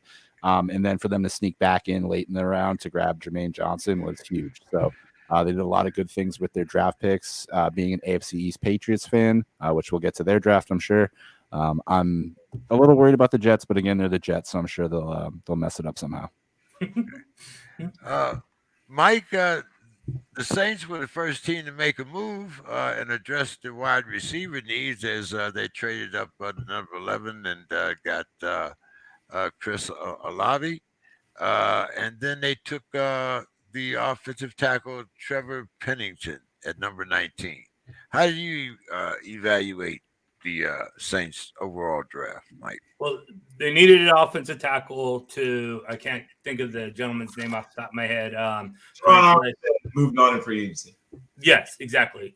So that was a great pick. And then now they have Jameis Winston, who we all know can throw the deep ball and throw it very far. They have Chris Olave, who can also get vertical. He's going to be running those 7, 8, 9s, and that's just going to be wonderful for Jameis Winston to throw it deep. And then you have Michael Thomas running underneath routes. So this is benefit for all 3 players. I think it was a very solid draft for a team that, much like the Jets, really need to fill a lot of holes. Let's see. Who we got? Spencer. Yes, sir. If you don't mind, I'd like to go back and throw some milk on the cornbread over here, if you don't mind. Go ahead. All right. I agree with him. I agree with cornbread immensely. Is it buttermilk, Chris? I got no milk for buttermilk now. Okay, all right. I don't know if he does, but anything still milk on that cornbread. Going back to the Lions pick, this is my only. If I rake it 1 to 10, 10 meaning you've met all your needs in a draft with your picks you had available, I give the Lions a 10. Whoa. They've got Adrian Hutchinson, they got Jamison Williams, wide receiver. They got Josh Paschal, edge rusher. They got James Houston, edge rusher. And they got James Mitchell, another tight end. They met every need that they needed with what they had available. So that's the only team in the NFL I would give a 10 on their effort of meeting their needs. Well, yeah, Mike, you're in trouble. You're in trouble. You're in trouble. I got a new friend. Make a new friend. I'm tag team going on here. Anybody disagree? My favorite pick was one you didn't mention, the aforementioned 2-time state wrestling champion Malcolm Rodriguez. Yes. I'm not gonna go all the way to saying he's Zach Thomas, but he's closer than people realize. Yeah. The term tackling machine was invented for guys like Malcolm Rodriguez. He gets guys on the ground. Once again, 2-time state wrestling champion. He's a better athlete than people realize. He's not great in coverage, but he's not terrible in coverage. I will not be surprised at all if he sees the field earlier than you think as a linebacker. He might eventually be your green dot guy. Yeah. He has a really high football IQ. He loves the game and thinks about it constantly. He's the guy that's going to call your defensive coordinator at 1 o'clock in the morning with an idea about something to try, right? He's that kid. I love him as a person. I love him as a player. I think he's one of the best value picks you guys have. Yeah, I would say I'm sorry to derail your podcast talking about the Lions draft, but that would be a lie. I loved it, and I think we should keep doing it. No, go ahead, James. Go ahead. Bill, the Eagles at 13, they took defensive tackle Jordan Davis. Yep. You think they can improve his inconsistent pass rush? I don't think they care that much about his inconsistent pass rush. I think that he will always be a guy that just, basically, if he becomes a super athletic version of Linval Joseph, they'll be just fine with that. They're going to find, either in free agency or in next year's draft, the 3-tech, the smaller, right? The quicker, smaller guy who may not be, an enormous, giant, massive freak like Jordan Davis is. Jordan Davis will occasionally just freak his way into a nice pass rush because he is a guy who can literally, even at the NFL level, just overpower people. He's that kind of rare human. Even if he never really becomes skilled, his incredibly rare power to weight speed ratio. I mean, to go back to Bill Parcells and what he called his planet, there's only been one or two guys like that on the planet at one time. He is one of very few of his type that we will see.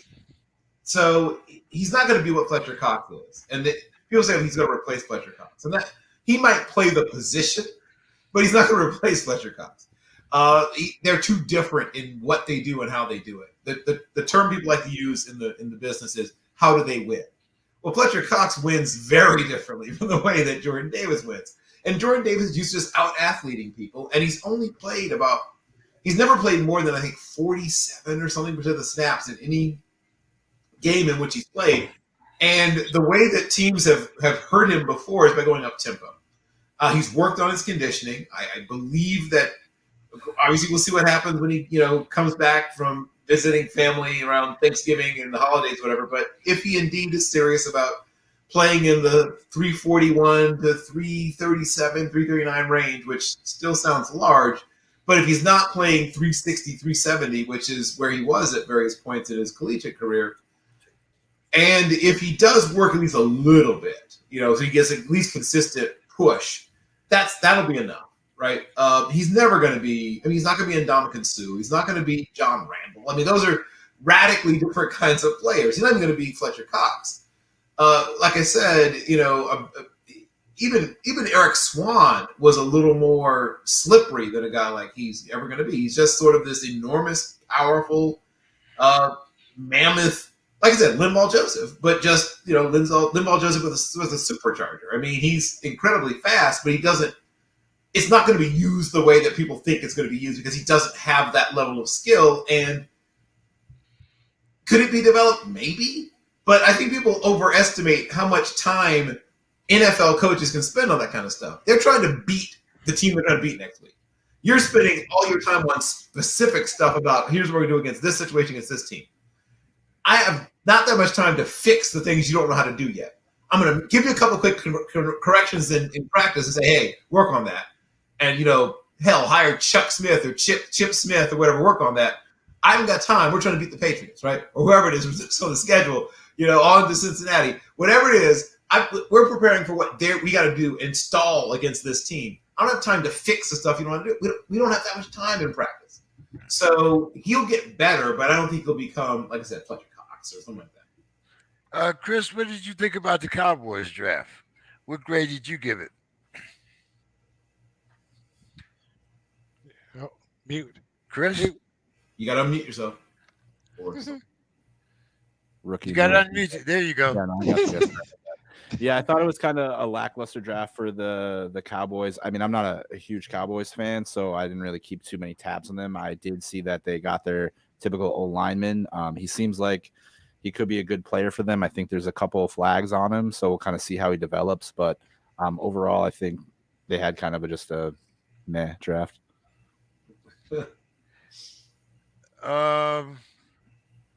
Let's see.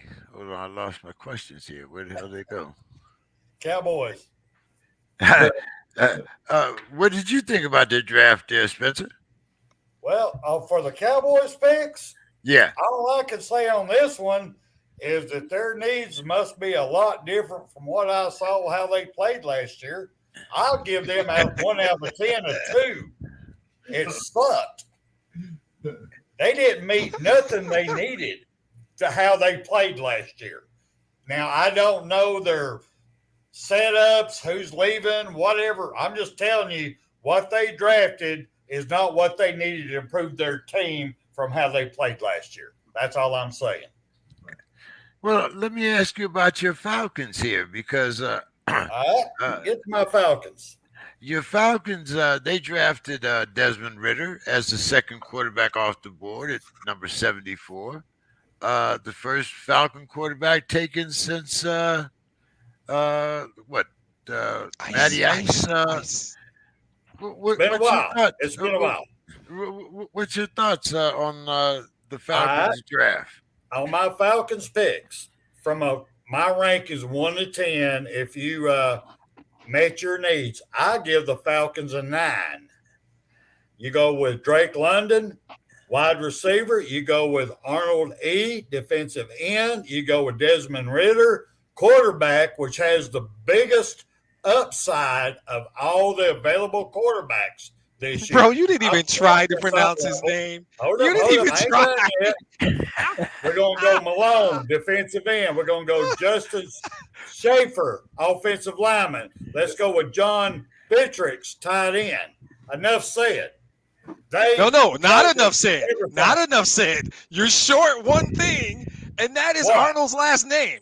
You got to try Arnold's last name. You ain't getting away with some Arnold E. bullshit. Not on the sports crib. I can't say it, bro. I cannot say it. I ain't lying. Chris will do it for us. I'm an Alabama boy. I'm a country boy. I cannot say that name. All right, bail him out, Chris. Bail him out. Bail him out, Chris. Arnold Ebikadi. There we go. What? Ebikadi, exactly. Ebikadi. Arnold Lee. Like I said, Arnold Lee. There ain't no way in hell. Now I can say possum and I can say shoot him, but I cannot say his name. And I know I had a fish bank too, so don't even go there. Nice. All right. I respect that you. I respect that you. Tried to get it by us, like me and Chris and Mike weren't paying attention. Like we just. But he's awesome. He is a great player. I can't help it. I can't say his name. That's a great analysis. That was a good analysis. I like what they did too. I actually agree with you. I like what they did. Oh no, Cornbread's agreeing with me after I threw milk on him.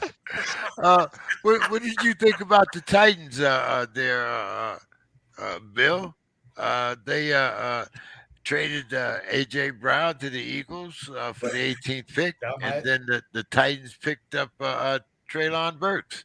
Is he an immediate impact guy? What was your scouting report on Trayvon? Well, he's gonna play. He's gonna have to. Like, I mean, like they can't not play him. Like that's not an option. You don't have the option of not playing him. That would, first of all, mean you can't admit that you blew it that badly. That this kid can't play.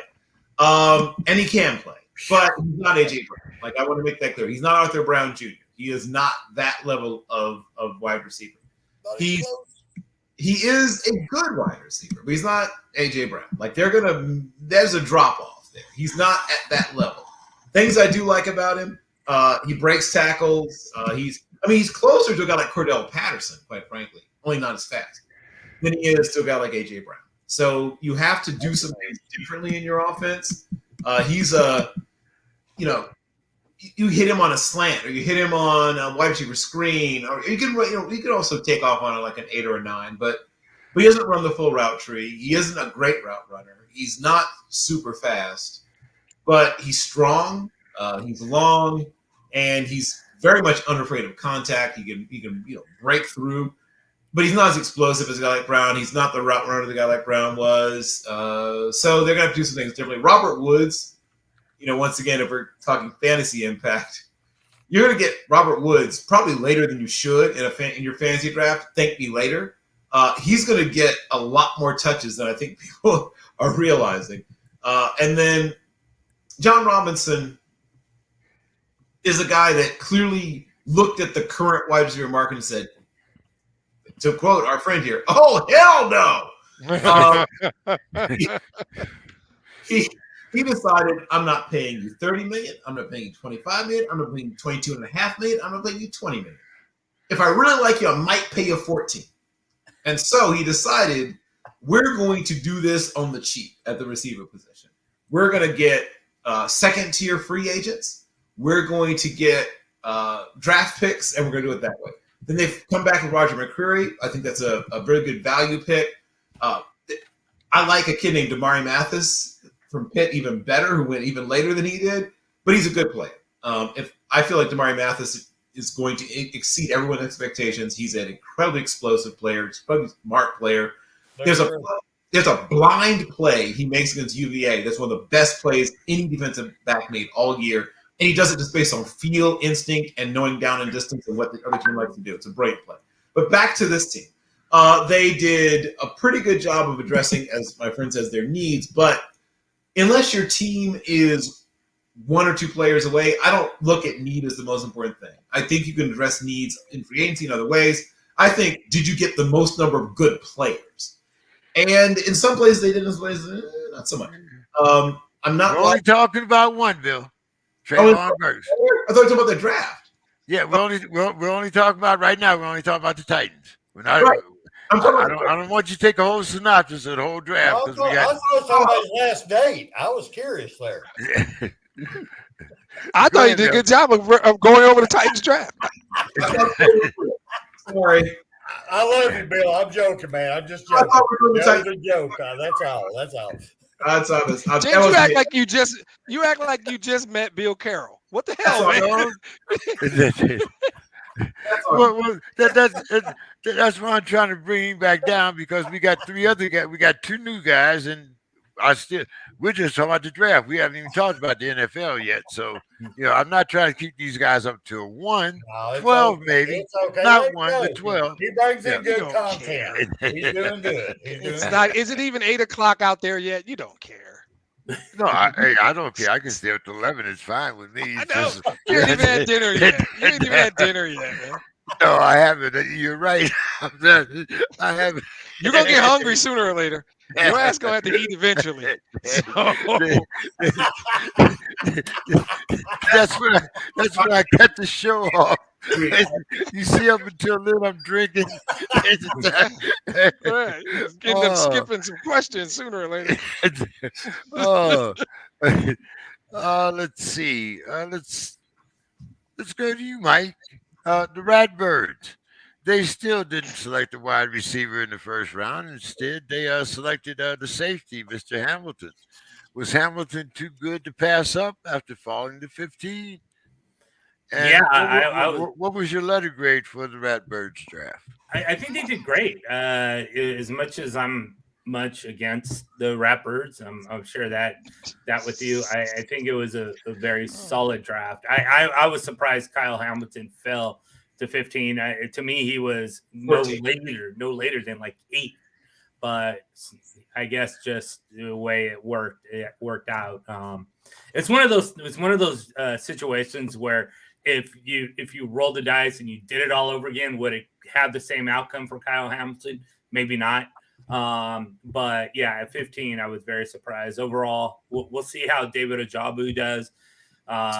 He's sort of an offensive linebacker, defensive end kind of guy. And they got a tight end, Charlie Kolar and Isaiah Likely. So they went heavy, which I'm like, okay, I don't really understand. You have Mark Andrews, so you go and get Isaiah Likely for what reason? I don't know. But 13 personnel, I can answer that. They're good. And then what about Bateman too? It's just like, okay, there's just, they did trade away Marquise Brown, so they're definitely going to be like, okay, Lamar Jackson, we only want you to throw 10 yards. If you throw this ball any more than 10 yards, then we're going to have to talk. So overall, I thought it was pretty solid. Chris, what did you think about the Chargers draft? They showed up the offensive line with Zion Johnson. What do you think about Chargers. As a Boston guy, I was a big Zion Johnson fan. I think he's a big pick for them. I mean, the Chargers are a couple pieces away from making a run to the Super Bowl, and one of them was offensive line, specifically that center position, just to give Herbert that extra protection in the pocket. But yeah, the Chargers are going to be for real this year. They're looking to make a run deep into the playoffs for sure with this pick. Just don't call a timeout. Just don't do that. Yeah, I like the safety. I like the safety. That and going for two is what Brandon Staley's all about there. And Yeah, that's true. Going for two. Derwin James, is that who you're talking about, Demetrius? No, they drafted a safety, didn't they? Oh, they might have. I can't remember who it was. Sorry. I'd have to look His name is escaping me. I'd have to look it up. I feel like I remember thinking I like the safety that they drafted, but his name is. Are you talking about Kyle Hamilton, or are you talking about Demarion Williams? No, I thought we were talking Chargers, right? Yeah, they picked. Oh no, I'm sorry, I don't have that correct. I'm sorry, who was it? Yeah, JT Woods out of Baylor. JT Woods. That's who I was thinking about. Yeah, sorry. Yeah, I like JT Woods. He's a very talented project. And then they got Isaiah Spiller in the fourth, which was kind of surprising. Now, I'm going to really skip around here because this is really upsetting me, and I thought about it all week, and that's the Steelers drafting. And say it. At number So you guys know 20, he's a Steelers fan, right? Yeah. No, well, I didn't, but that's okay. well, if you don't know, now you know. But anyway, Yeah. the Steelers, they traded up to take Kenny Small Hands Pickett at number 20. Got the small hands, bullshit. With the 52nd pick, they take wide receiver George Pickens, and then they took DeMarvin Leo, at number 84. Now, what upset me is I thought that they should have taken at number 20 the cornerback that the Chiefs took, McDuffie. I thought that would have made more sense. They took two. It don't make no difference if you take two half-ass. Well, excuse me. No, his problem is Pickett. It's not the corners. His problem is Pickett. That's what he said. My problem. My problem is hold on. Hold on. If you look at the next quarterback, like I said, the next quarterback wasn't picked until the Falcons took him at number 74. You don't think that? I mean, really? Between the guy that you took at number 20, when you could have taken McDuffie, had your cornerback for the future, and kept your defense intact, and now I have Trubinsky and Pickett. And somewhere Mason Rudolph is still looking for the clipboard. I mean,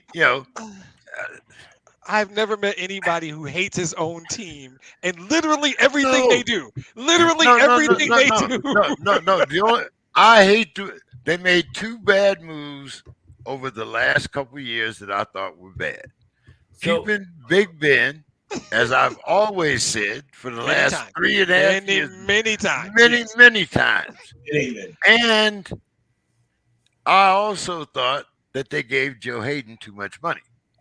This is why I think this is why I think this young kid, McDuffie, would have settled those problems at cornerback for us for the next few years. Yeah. But anyway. But you can't be upset that where they took because they didn't know. I think that's hindsight. Yeah, I mean, hindsight will tell you that was a bad pick. All the quarterbacks fell, but foresight told you.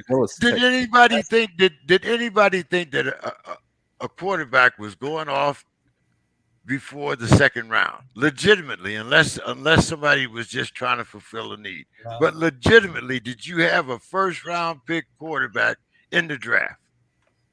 I mean, grade wise, no, but people were talking Malik Willis possibly going to Seattle as high as 9. Yeah, exactly. I hate to just hindsight. totally disagree with you because I love Pickens. I think Spencer was trying to tell us I love Pickens as a pick, and DeMarvin Leal is going to be a really good player. And I happen to think you're going I to had be no fine. problem with I the other like your two draft. picks. I I don't have had a big no problem problem with with the Pickens. other two picks. The only problem I had to pick with was taking Pickens at number 20. So, but let me clear up one thing. So, do you think that Pickens will not be a good quarterback in this league, or because you're not talking that small hands bullshit, right? Because I'm not having that conversation. Sorry, I watched that kid play a Pitt. I don't want to hear about his hands. You just wanted a corner, and you don't think they didn't take a corner. That's what it is. I thought that McDuffie gave us better value at that 20 particular corner. than Pickett. I mean, I guess we'll see. I think 3 years from now, you're going to apologize to a bunch of people because you're going to have a really solid quarterback. You're going to have a star receiver or a really effective receiver at least, and you're going to have kind of a steal at defensive end. I think you're going to like this draft. I agree. love, like I said, I loved everything about the draft that the Steelers did, except for taking Pickett at number 20. I think they could have got him down for they could have taken McDuffie and then traded up. But anyway, that's anyway. Hey, So James, send yes. me your address. I got some butt cream for you. I was hoping you weren't going to. Just saying. Well, he's passionate about his team. He is. Hey, I'm not trying to win championships. I'm trying to get number 7. Okay, but anyway, okay. So now let's talk about the Titans then. Now the Titans trade up to grab Malik Willis. What do you think about the fit and how far down Malik was selected, Bill?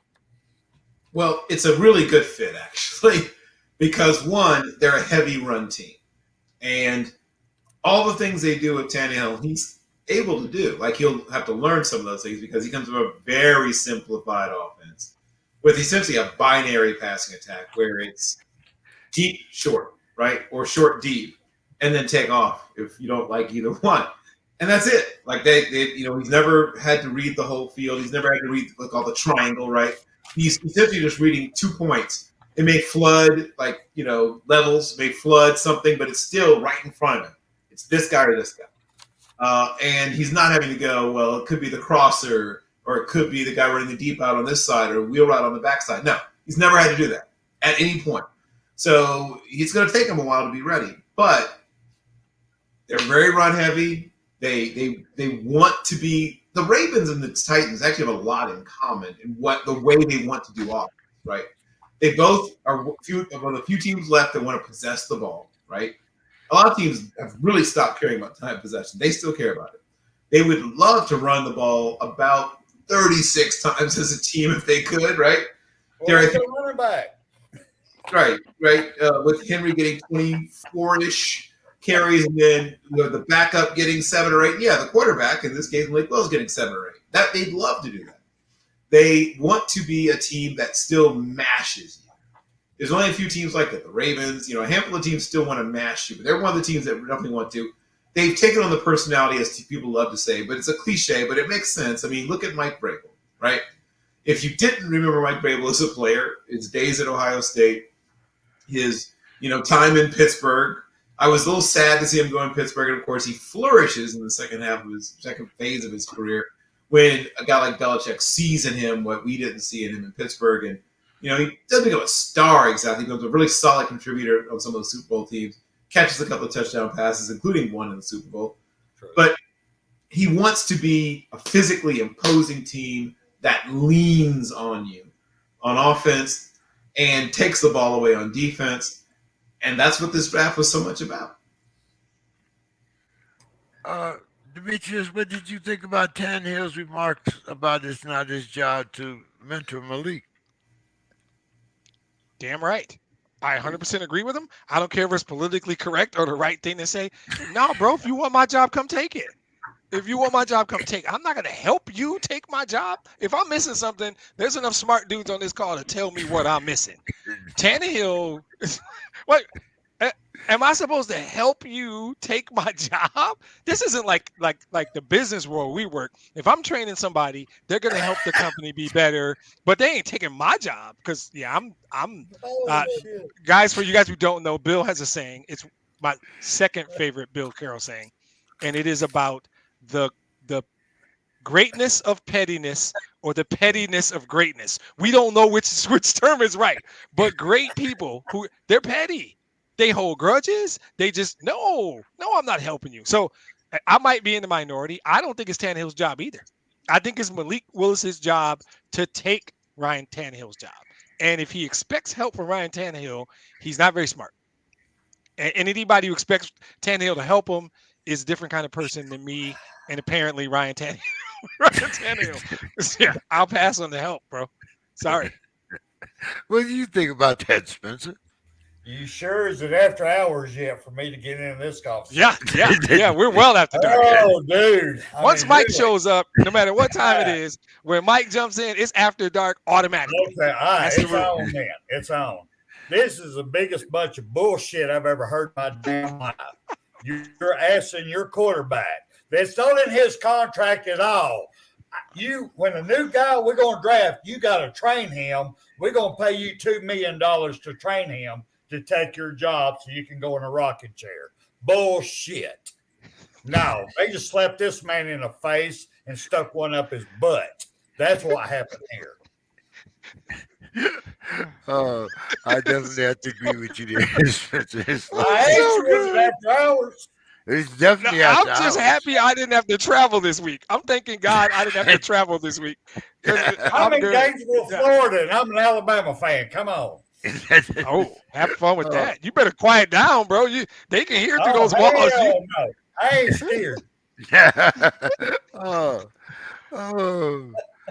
Sorry, it is what it is. Hey, That's my opinion, and I'll leave it at that.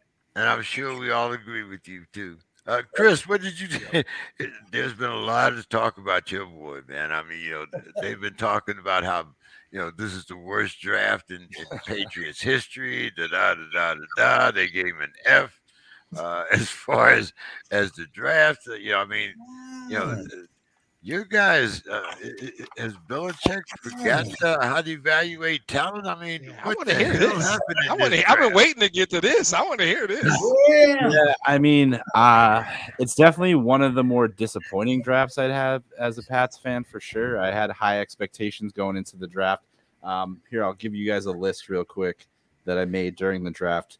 So these are all defensive players the Pats could have drafted but chose not to. So we got George Karlaftis. We have Daxton Hill, Lewis Seen, Jalen Petrie, Arnold Ebiketie, Andrew Booth Jr., who I really wanted at 21, but we decided to trade back instead. David Ojabo, Jaquan Brisker, Drake Jackson, Brian Cook. The list goes on. So there's definitely a lot more names I was looking forward to other than Cole Strange. But again, I think this is a draft that you look back on at the Patriots and you're like, okay, these guys turned out to be players, but it was more about where they got drafted, not who they drafted. Because I think Cole Strange is going to be a great player for the Patriots, but could they have got him in the second round, possibly a third round? Probably. So you're going to look and see where that give and take was, because I think they definitely needed to address their defensive back situation. Losing J.C. Jackson to the Chargers was a huge loss, especially now bringing Tyreek Hill into the division. You have Stephon Diggs in Buffalo. Now you have the Jets drafting Garrett Wilson. So there's a lot of power now in the conference, and with you usually having the strength on defense, you have now one of the oldest defenses in the conference in the NFL, and you needed to address that. But instead you go offensive line and then wide receiver in the second round, getting a speedster, which has just red flags all over it to me. Patriots can't draft wide receivers. I think he could be the next Chad Johnson. I hope he's not, but that's just what is echoing in my head with that pick in the second round. What about N'Keal Harry? Yeah, don't even start with him. N'Keal Harry, oh my God. yeah, so like I said, just the track record for Patriots drafting wide receivers isn't there. I hope he ends up being a good player. It looks like the guys they drafted later in the draft could be good players. Marcus Jones looks like he'll be a solid special teams guy. Jack Jones also could be a good cornerback.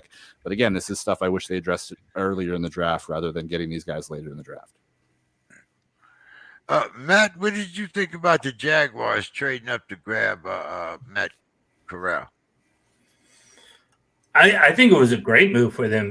Matt Corral is a perfect fit for that RPO system because he scans the field, has a really quick processor, and then he can hit a very accurate, very accurate short to intermediate routes. So that all screams RPO system, and that's exactly what the Panthers run. So I actually, before all these quarterbacks fell into like the 5th round, had Carolina going with Corral in the 1st round. And they got him whatever it was, 3rd or 4th round. So it's a great selection for them, I believe.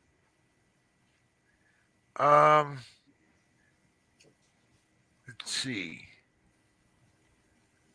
Let's talk about that Georgia defense, and I'm going to pick the perfect person here, Spencer. Yes, sir. What do you think about all these Georgia defensive guys being taken in the 1st round? First of all, well deserved. Every single one of them deserved it. And this is coming from a diehard Alabama fan. But I'm old school, and we used to win our championships off of great defenses. And no excuses made from last year. They were a great defense, and every single one of them deserved to go where they did. Now, did the teams that took them in the 1st round really need defenses more than offense? I can't answer that one. But I will say the Georgia D did deserve every escalade they got, every single one of them. And I'll do this for them. Great job. That's fair. I respect that coming from an Alabama guy, and I agree with every word you said. I love that he didn't give them accolades. He gave them cars. Yeah, you give escalates, every one of them. You give them I Cadillacs. gave them love. Passing out Cadillacs like Oprah. Alabama, man. I gave them love. They deserve it. Love it, Bill. Love it. That's Now wait for us this year. It's coming. Oh, Okay. oh yeah. Same back. We passing out EVs to the Alabama D. yes, sir. Mike, first draft day without a running back or a tight end being taken in the 1st round. 9 teams made multiple 1st round picks, and we had 13 wide receivers taken in the top 64.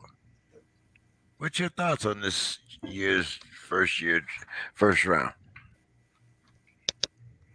Mike? Oh, he's muted. You're muted, Mike? bro. Muted Mike myself. got us with the mute button. He's there. So, and then you could throw in 2 blockbuster trades with Hollywood going to Kansas City and A.J. Brown going to Philadelphia. It was wild. That 1st round was so wild. Exciting, very exciting. Even though there was no quarterbacks taken, which usually brings the excitement. So, yeah, I thought it was very wonky, but very exciting at the same time. I think I used exciting like 3 times right there. So I must be very excited to use the word excited. Chris, I'm sorry. Yeah, I agree with Mike. I think just having that, lack of star power at the quarterback position affected the draft a little bit. It kind of, allowed the teams to have more, ability to move along the draft and not feel like they're giving up too much moving back in the draft, which, gave those fireworks a lot of trades, a lot of movement. That brought that star power that usually the players do was more just the trades. But like you said, Hollywood Brown going to Arizona and A.J. Brown going to Philly, huge moves as well. But just a busy day, I say more on the transaction side. Spencer, what did you think about the first day of draft? Spencer, what did you think about the first day? He's thinking. It ain't thinking. I'm trying to how to say this nicely. You don't have to be nice. This is SportsKRIB. Way after dark now. What are you talking about? This one I do. On this one, I do. Almost late again. Oh, Didn't like it. is this an old school dude going, "Oh man, I don't like all this razzmatazz of passing and No, stuff"? I can. Is that what it is? That's pretty much what this one is. Yes. Because Okay, because I recognize just old don't- man when I I see don't old like man. It's cool. I can't help it. I am. I can't help it. I'm old. I think I'm proud of it. I think what we saw was them screaming to us, which we already knew. This is a passing league. This is a passing league. So what was the first round about? Guys who can rush the passer, guys who can protect the passer, right? Guys who are weapons for the passer. We ain't got time for running backs and tight ends and all that bullshit. We need weapons. We don't want to score the points. rec- No. We just want Right. to stop them from That's scoring. We what's don't want to screaming. score nothing. The quarterback movement in the offseason screams that. The draft first round screamed that. Look, that's what it is. You better be able to score.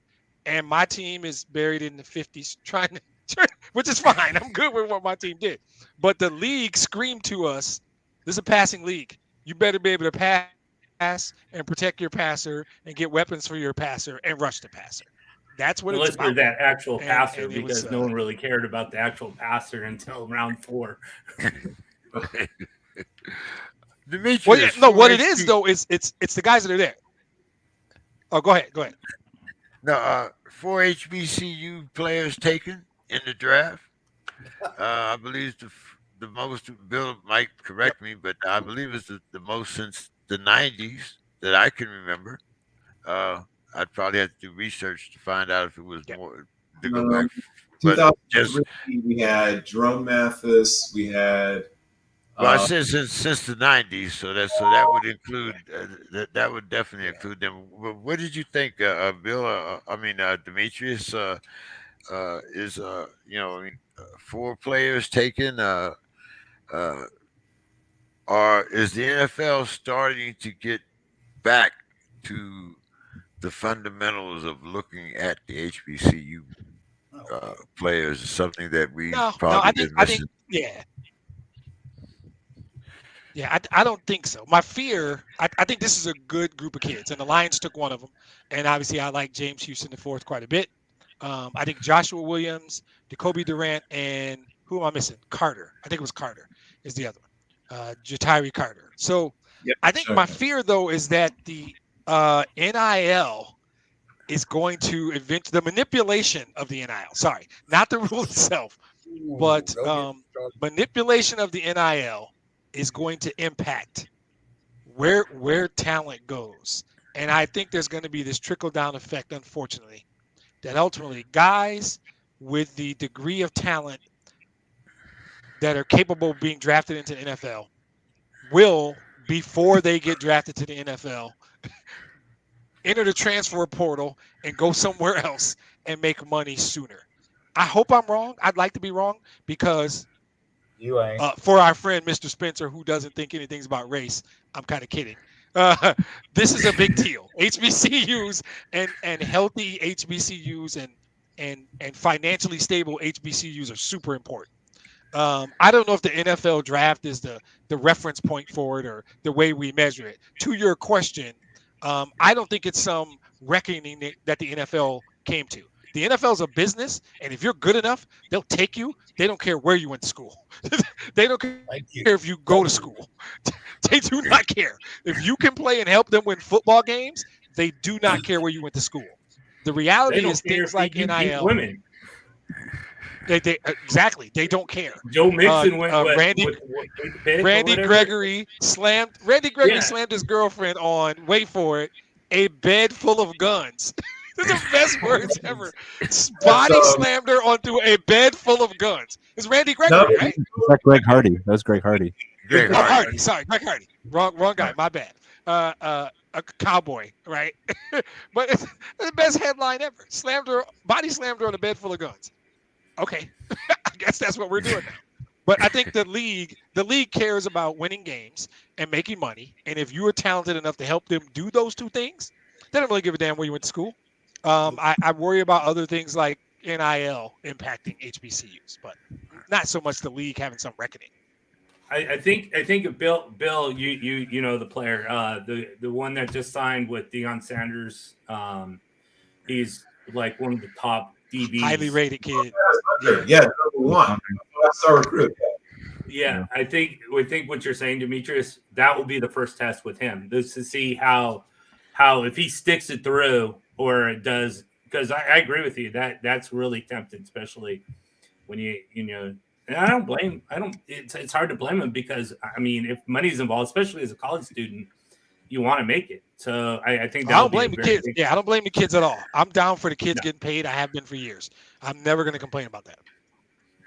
All right, for you new guys, let's see. I got about 5 more questions left here. You can either speak now, forever hold your peace, if you want to give it your last thoughts, or you want to go through these last 5 questions. Like I said, we don't. Well, at least I don't care about time. Right. No, Mr. West Coast, we don't. But I'm getting ready to get into a few NFL topics, and Demetrius, I'm going to stay with you. Sweet. Because the Raiders owner said that Kaepernick deserves another shot, and he said that he'd welcome Kaepernick to have a tryout. What's your thoughts? That's a great thing to say. Where the hell were you 4 years ago when Kaepernick was still one of the top 15 or 20 quarterbacks in the league? I think now, well, I don't know. I'm not going to question anybody's motives. It's a good thing to say. I think we have to disconnect on Kaepernick. You can talk about Colin Kaepernick, the football quarterback, and whether or not he can help your team win games. I'll have that conversation with you. You can talk about Colin Kaepernick, the social activist. I'll have that conversation. I won't have them together. They don't belong together. It's two different conversations. Two different things, right? If you think 32 or 30 whatever year old Colin Kaepernick could help your football team win games, you're a fool if you don't go out and sign him, right? If you can't handle the other piece, you can be a grown man and say we don't want any part of that. I'm cool. I'm not mixing them though. So if you believe what you say, put a stack of cash in front of the dude. Just put a piece of paper promising you're going to pay him a stack of cash in front of the guy. I don't want to hear the rhetoric, right? I will respect your thoughts on Kaepernick the day of the press conference.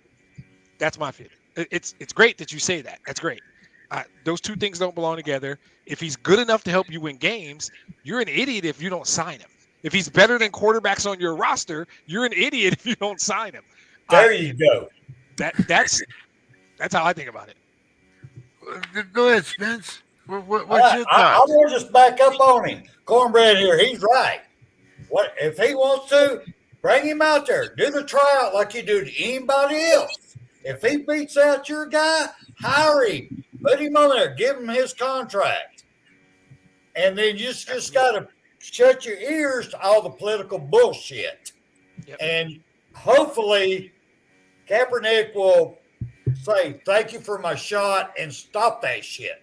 But that's two different things. If he wants to get there, NFL, if he's better than what you got, hire him. If he ain't, send him somewhere else. That's bottom line. Chris.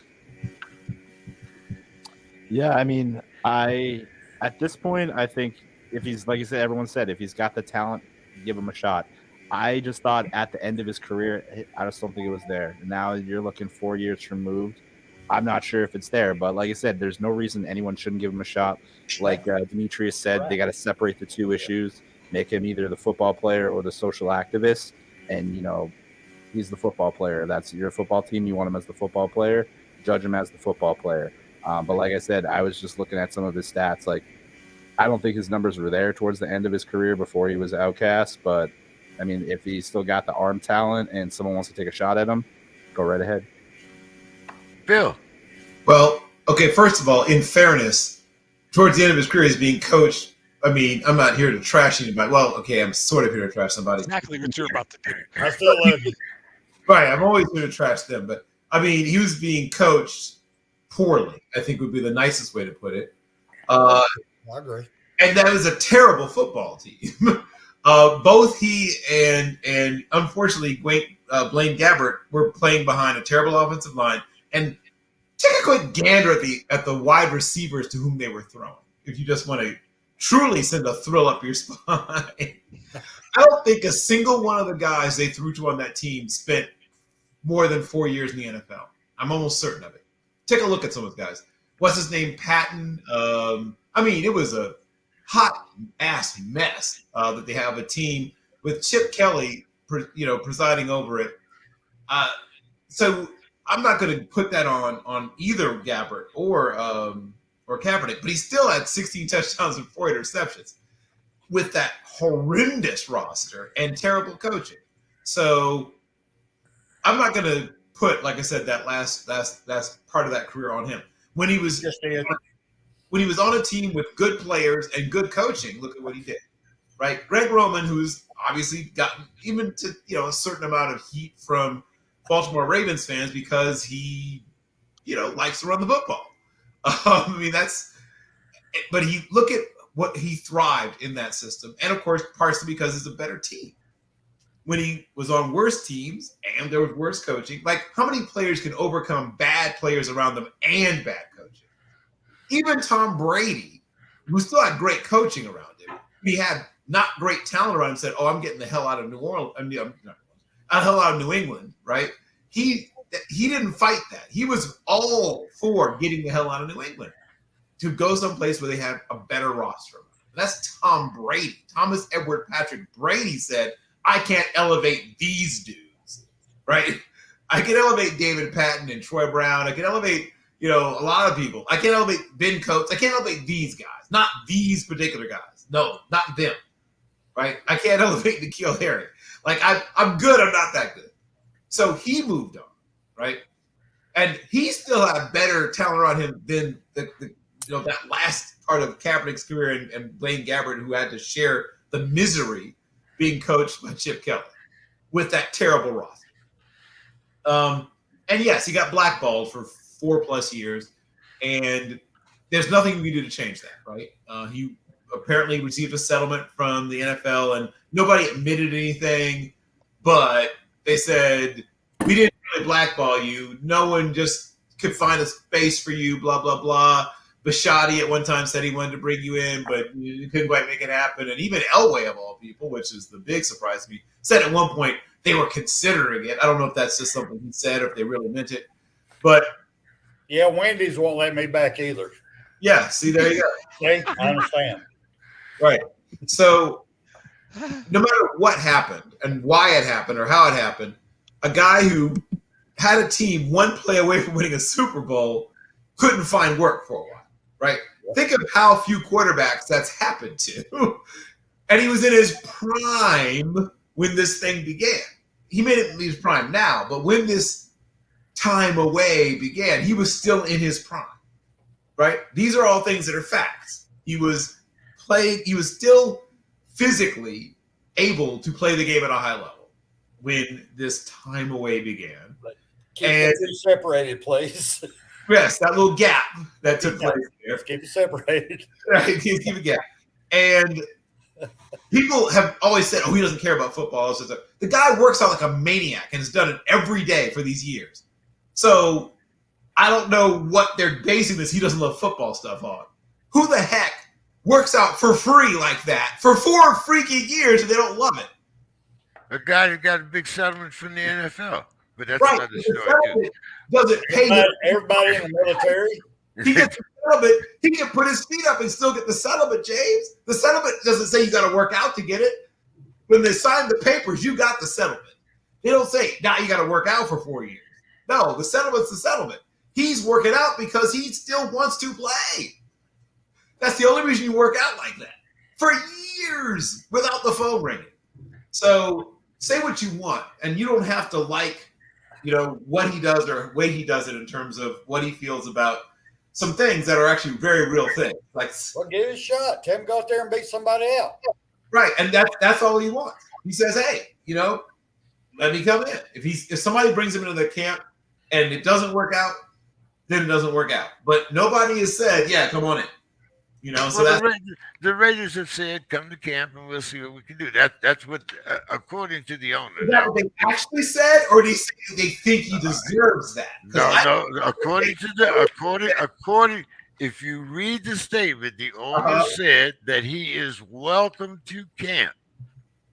Open He arms. is welcome to camp. Those were the words that were put on. Okay. Well, We'll see. out We'll- on the news. We'll come back to We'll this in August. see.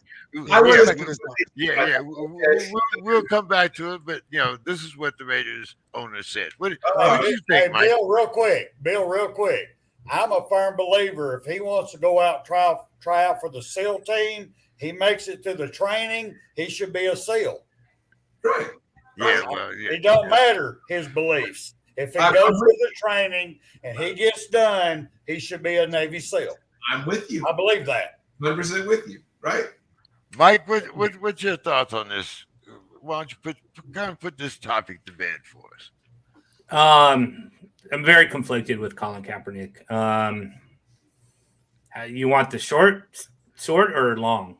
Okay. I want the real. Time is a concept, Mike. Time is a concept. Yeah, The flat- it's your time, Mike. Good. It's All only right. it's only 8:30 out here. So Chris hasn't whatever you learned it want. yet, but he will. Time is just a concept, man. Chris said bullshit. Time is real. Yeah. All right. I'll give the short because 11:30 is late at night. Okay, so as a former police academy graduate, I took a lot of offense to what he says and what he believes.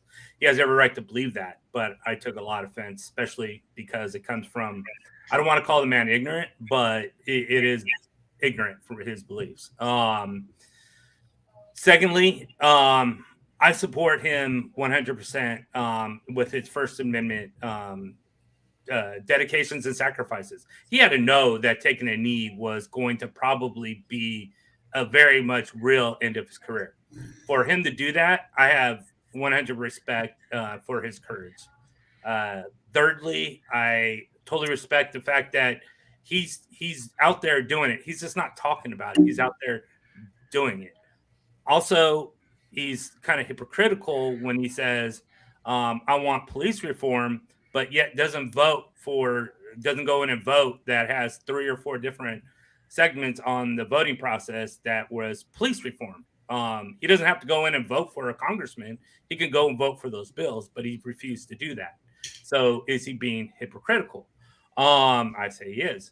Now, when it comes to his skills and should he be in the league, if Cordell Patterson can play running back, I have everyone should believe that Colin Kaepernick can play somewhere on that football field, regardless if it's quarterback, running back, wide receiver. Also, if we're willing to let someone who not only murdered dogs but tortured them and went to prison for 3 or 4 years, but we're not willing to let Colin Kaepernick in because of his beliefs, then there's something completely wrong with that. So that's sort of my beliefs on Colin Kaepernick. I like him. I don't like him. I believe he has every right to be in the NFL. Okay. It's not complicated at all. Not complicated at all. Not at all. That's why I had to keep it separated. One here, one here. There you go. Professional. It is a hot and topic for gotta keep it separated. a lot of people. It's especially when we come in with police academy and Yes, policing and I respect you and thank you for your service. I'll speak for Chris. It ain't a topic for 11:30 at fucking night. I know that. I don't know how long this was going to go for on this one because it's a topic and you can talk for hours on it. But Exactly. Yeah. Exactly.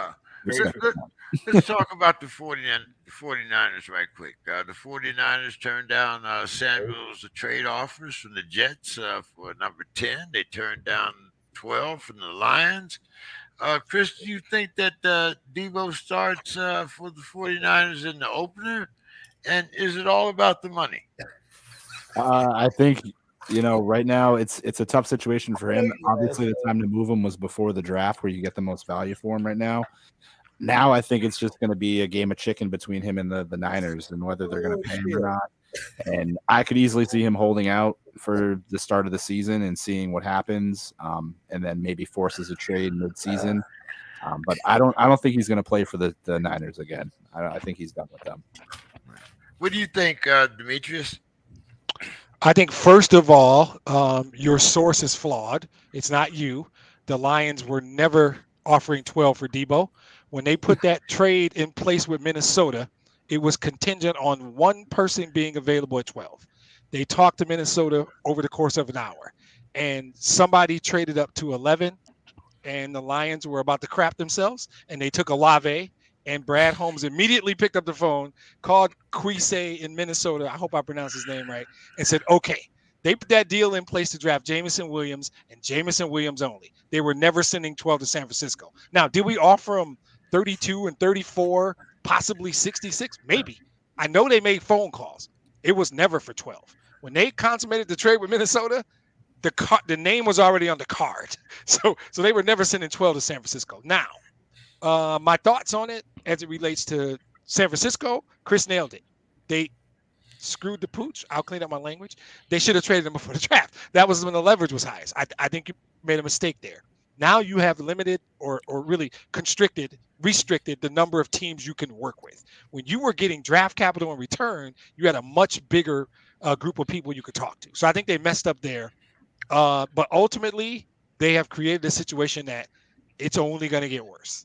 He has decided, and we know what this is about. He doesn't want to be classified as a wide back or whatever this nonsense is because he's in the last year of his contract. And the franchise tag for a receiver is 22, 25, some number like that.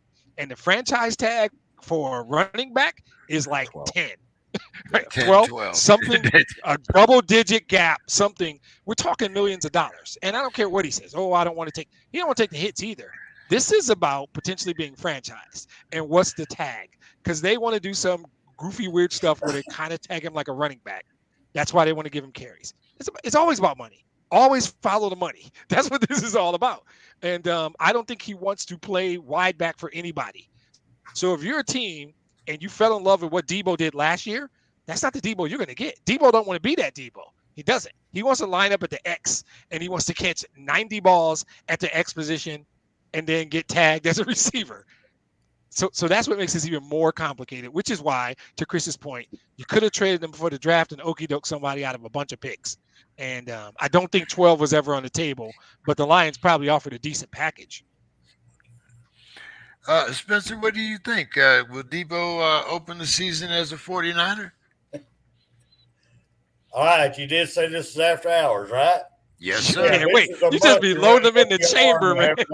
This is a monkey running up your arm and having their way with your ear. I'm sorry. This is all about money, period. It's all about money. Bottom line, done deal. Chris is looking at his clock like, I didn't ask for this shit. It's 11:40. I've never heard that term ever before, but you kind of wish. From Florida. Exactly. What did you think, Mike? Yeah, I agree with like all of you guys. I don't see him moving at all. Repeatedly, I'm not being a 49er, and I believe it. So one of these things are going to happen. Stay out, whatever, hold out, or whatever. But I see him being traded eventually because I don't see this working out at all for either side. They won't get maximum value though. They'll have to take Probably. A discount. Yeah, I agree with you. That train passed once they couldn't trade him during the draft. Yeah. Bill, final thoughts on Debo. My final thoughts is if they all of a sudden find some money, it all goes away. Like all the stuff we've said, if all of a sudden they free up some money, Debo's like, okay. Yeah. If they free up wide receiver money, if they offer him 5 and 125, he'll do whatever the hell they ask for because he'll have a wide receiver. Yeah. Oh yeah. For sure. Give him $80 million guaranteed. All of a sudden, wide back becomes more appealing. Whatever you want. Yeah. Right. That's my thought. Bill, the Cards wide receiver D-Hop suspended 6 weeks, violating the league's PED policy. Yep. D-Hop says he's confused and dazed over the results. I bet he did. But he didn't appeal it. So Bill, my question is kind of like, I hope, just like O.J. Simpson, someday finds the real killers. Yeah, is he a victim of if you ain't cheating, you ain't trying, Cindy. I hope that someday he finds out who put whatever that was in his pre-workout. There's certain things that we know. When's the last time you heard a player say, "You guys got me"? Okay, right? I mean, you got me. No, it's always, a doctor prescribed it, or I went to the GNC, or He's always the culprit. it's homework. It's always that. It's never, oh yeah, I stayed up at night texting some guy in East Germany to get this special thing. Dude, East Germany's been gone for 40 years. And that's why you purchased it, right? Right. Your first off, but this wasn't going to pass muster. So no one ever says, "Oh yeah, I was taking this pineal glands from this iguana." No one ever admits to any of this. It's always, I turned my back at the gym and somebody switched with me. Who knows what happens, right? It's always something. Damn GNC, man. It's the damn GNC. Can't trust GNC. Send your prescription here, right? No one ever. Right. No one ever. Shit that arrived in a box with my wife's name on it. I don't know. Oh, my wife. Remember that? Yeah. It's my wife. My wife is, He's loaded confused, up for a he's competition. confused in days because he's high. That's why. He's confused and dazed. Anybody, y'all can have my time on this one. This was too easy. This is too easy. Bill covered everything, and it's like Chris said, damn GNC sent this shit to my wife. I didn't know what it was. I thought it was my glucosamine. Ordering on my card. Right. I don't check my wife's browser history. I don't know what this shit is. Chuck and Spencer, glad to have you guys with us tonight, man. Well, thank you. Wait, did he call you Chuck? Is that what he said? I think I get So called. here's the deal. No, he does. He I've been does called it. Matt, That's so his don't thing. worry about it. That's his thing. He likes to play this. He likes to play this old man. I forget names bullshit. He does it on purpose. He does it on purpose. I know he does it on purpose. He does it on purpose. He ain't. This is my first time I don't want to call you out, but next time Don't feel offended. He does it every week, and I'm sure he does it on purpose. I am not buying this mistake bullshit. James does that on purpose. That's just you're in the club now. You're in the club now. You sure? Are you ready? You want to be part of this? Chris, but Honey Bear got his money from the Saints. Not a bad deal. Honey Bear. He does it on purpose. I'm telling you. Earlier, he managed to make Trevor Chad Pennington's son in an earlier show. It's the best. He does. I know he does it on purpose. I'm sure of it. I do have some love for Chris that y'all didn't give me time to give him. Well, no, I'm giving it. I'm going to give everybody their final thoughts now. Okay. So Chris, $33 million for 3 years, $18 million guaranteed. Basically, they got him. They got a cornerback 2 years, $18 million, $9 million a year. We know he's not going to do that whole 3 years. But your thoughts on the Saints acquisition and your final thoughts for the evening? Yeah, I think it was a good move for the Saints, bringing him home back to Louisiana. He's a good locker room guy, a good leader. So I think he'll definitely bring some good character to that team and help shore up them defensively. Just a solid move for them. Not a lot of money to bring in a good guy. Cool. And You got some give us final your thoughts final for us? thoughts and tell us where we can find you on social Yeah, media. for sure. Oh, yeah. Give us all your Sorry, I didn't know that details. was go. Yeah, no, it was a blast hanging with you guys. I had a great time. Love to come back, join you, talk some more sports. You can catch me on my podcast, Just a Bit Inside, a sports podcast. Follow me on Twitter or Instagram at ckendrick86 or the podcast at A Bit Inside Pod. Nice. Hey, Good to have you, bro. To have Welcome you to the back, club. man. Yeah, thank you.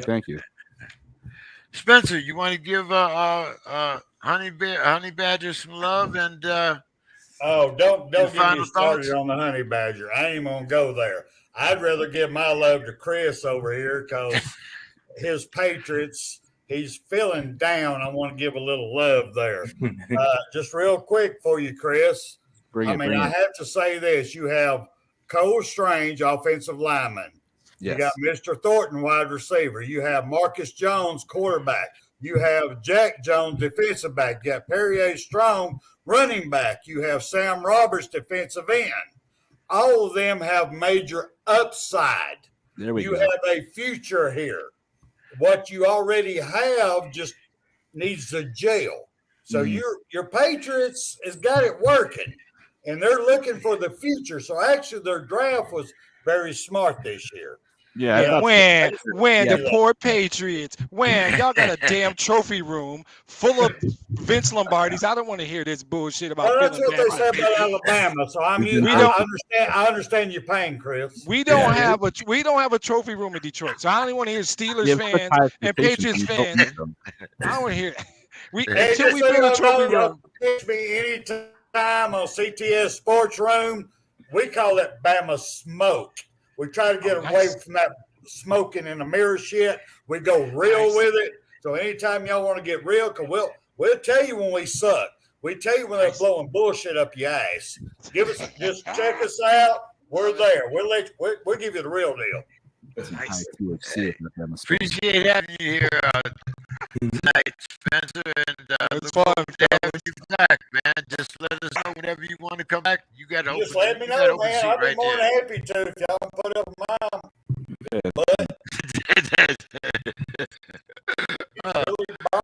Bill. That's my wife.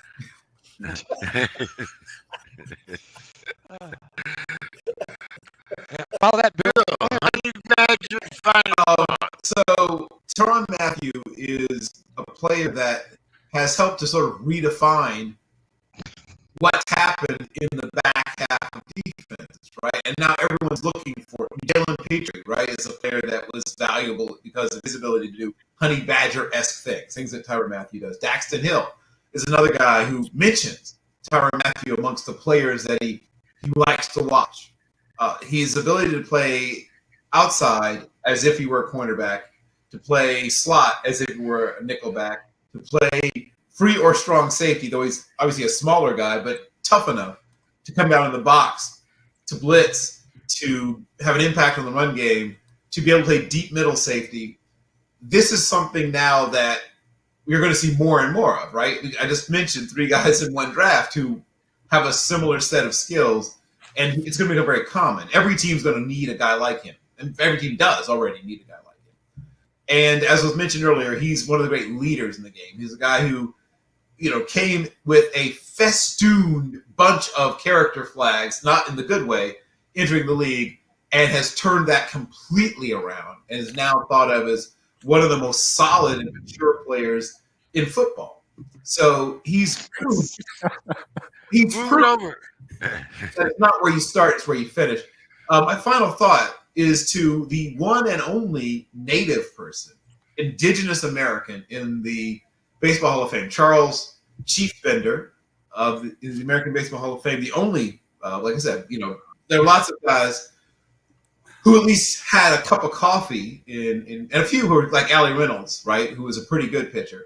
But the only truly great player who's a native person, and he's a guy that pitched in the World Series in 1910, 1911, and 1913, pitched a no-hitter in 1910 for Connie Mack's Philadelphia Athletics. He was born in Crow Wing County, Minnesota, on a reservation, to a very, very poor family, but was a tremendous athlete, could have played almost any sport probably, much like Jim Thorpe, but fell in love with baseball and particularly fell in love with pitching and became one of the great pitchers in the game's early era. So shout out to the late, great Charles Chief Bender.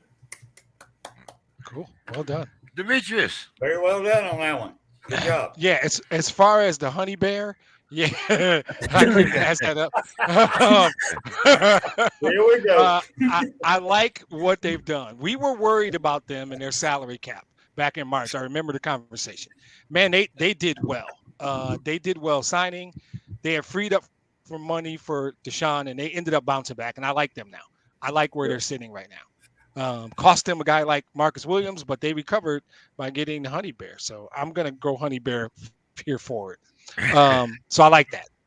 My final thoughts are, I'm gonna try and keep it quick, but today was awesome for me, guys. This is my second podcast of the day. earlier in the day, I had an opportunity to do my own podcast called the Cornbread and Kool-Aid Podcast. There you right? go. Yeah. How did that go? I'm so excited for you. It was great. It was so great. COOLADE for obvious trademark reasons. Cornbread and Kool-Aid Podcast. What I've recognized in life is sometimes time plays this trick on us. Greatness gets lost in time, right? And sort of expanding my podcast, I've decided to start trying to talk more about in the off-season podcast, because my season podcasts are the content is the game, but like former great players. So I happened to get connected in just the oddest way with a gentleman named Richard Lane, and he's the founder of Richard Lane Ministries, a really good dude, and the son of give it to me, Bill. Whose son is he? Dick Night Train Lane. Dick Night Train Lane, right? And so we connected and started talking, and he's like, man, I'd like to come on. I was like, hell yeah. So earlier today, I did a podcast with Richard Lane, and oh my God, right? Sometimes distance messes our heads up. And to prep, I had to go back and do a little research. Turns out Dick Night Train Lane was really good. I mean, next level good. I knew he was great, but then you go back and look, and I'm just like, in 1952 as a rookie, he had 14 interceptions, an NFL record that still stands today. He did it in 12 games. Exactly. 12 games. In an era where they didn't throw the ball. When they didn't throw the ball. He was so good, right? And so Richard, his son, I can't thank him enough. He gave me stories about his dad as a dad, great stories about the people his dad hung out with. And he said, I had an Uncle Red. And I'm like, I'm sorry, who Uncle Red Fox? Yeah, so Red Fox is your uncle? Really? Uncle Sammy, who had a glass eye. Wait a minute, what? Sammy Davis Jr.? Yeah, that was just Uncle Sammy to me. And he's telling these, and his dad had a tough life, man. His dad was the product of a pimp and a prostitute. They left him in a dumpster at 6 months, and he got adopted. It was by far 4 years of podcasting. It was easily my best podcast, most enjoyable, most informative, and it was fantastic. So if you guys have never checked out my podcast, I do not promote my own podcast on here ever. I don't think I've ever said, guys, go listen. I'm telling you. Yes. You can go to Twitter at Cornbread Pod. It's right there. Or you can go to the Cornbread and Kool-Aid Podcast on Facebook. It's worth it. It's like 40 minutes. It's great. People from Germany were chiming in. My brother got a mention and then he went hard on the Lions, shockingly, because I'm an optimist. I'm that crazy fan that loves this team no matter what. He went hard on the Lions, and it was so good. He was so great. The stories were great. He's a super cool dude. It was by far probably my most enjoyable podcast. It was fantastic. So if you guys got some time to kill, please go check it out. It's worth it. The beginning of his career, he takes a day off from the aircraft fabrication plant. Right, exactly. Like he wasn't doing like a combine workout. He takes a day off from the aircraft plant, shows up at an open workout. Rams facility, yeah. Right. Just knock on the door. I'm a football player. Right. It is a starter by the time the season begins. Exactly. It's crazy because he went to the military for 4 years. So there's 4 years of what would have probably been his prime that he wasn't even playing football. And he was so good.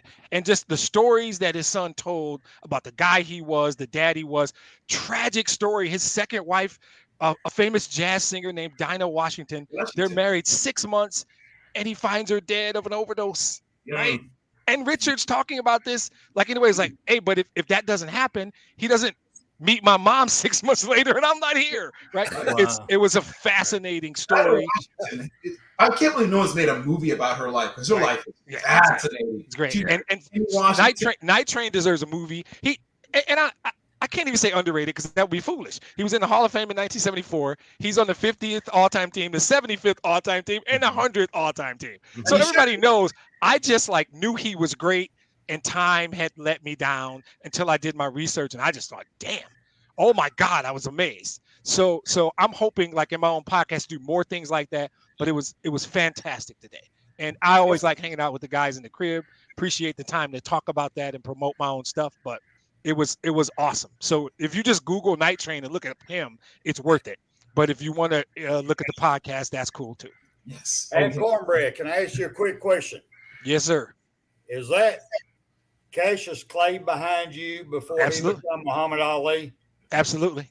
Absolutely. I said earlier in the podcast. It looked like the younger man. That's the reason I was asking. Absolutely. Yeah, I think this was circa 1965. I think it was between the two Sonny Liston fights, if I'm not mistaken. It's one of my favorites. It was a gift, and I cherish it. Oh, it's a great and there's gift, only man. one GOAT. Great I don't gift. use the term GOAT about anybody and anything. There's only one GOAT, and he's the dude over my left shoulder. There's a lot of other great players, but there's only one GOAT. So thank you. Amen. Mike, take us home. So as far as you can after following Demetrius, right? I mean, I'm still just like totally not only excited for Demetrius that it happened, but it's amazing. So Honey Badger, I've always like anybody who goes out and supports animals and loves animals. I'm 100% for them, regardless of what team they play for. And Honey Badger is one of them. So I mean, he goes through heat, and cold, and it shows exactly what animals are going for. Yeah, where's your cat, by the way? We haven't seen your cat tonight. What the hell? Which one? I have one of them makes an appearance every single week. He just walks all up in the camera. He doesn't care. It's probably Yoda. Yeah, we see that dude every week.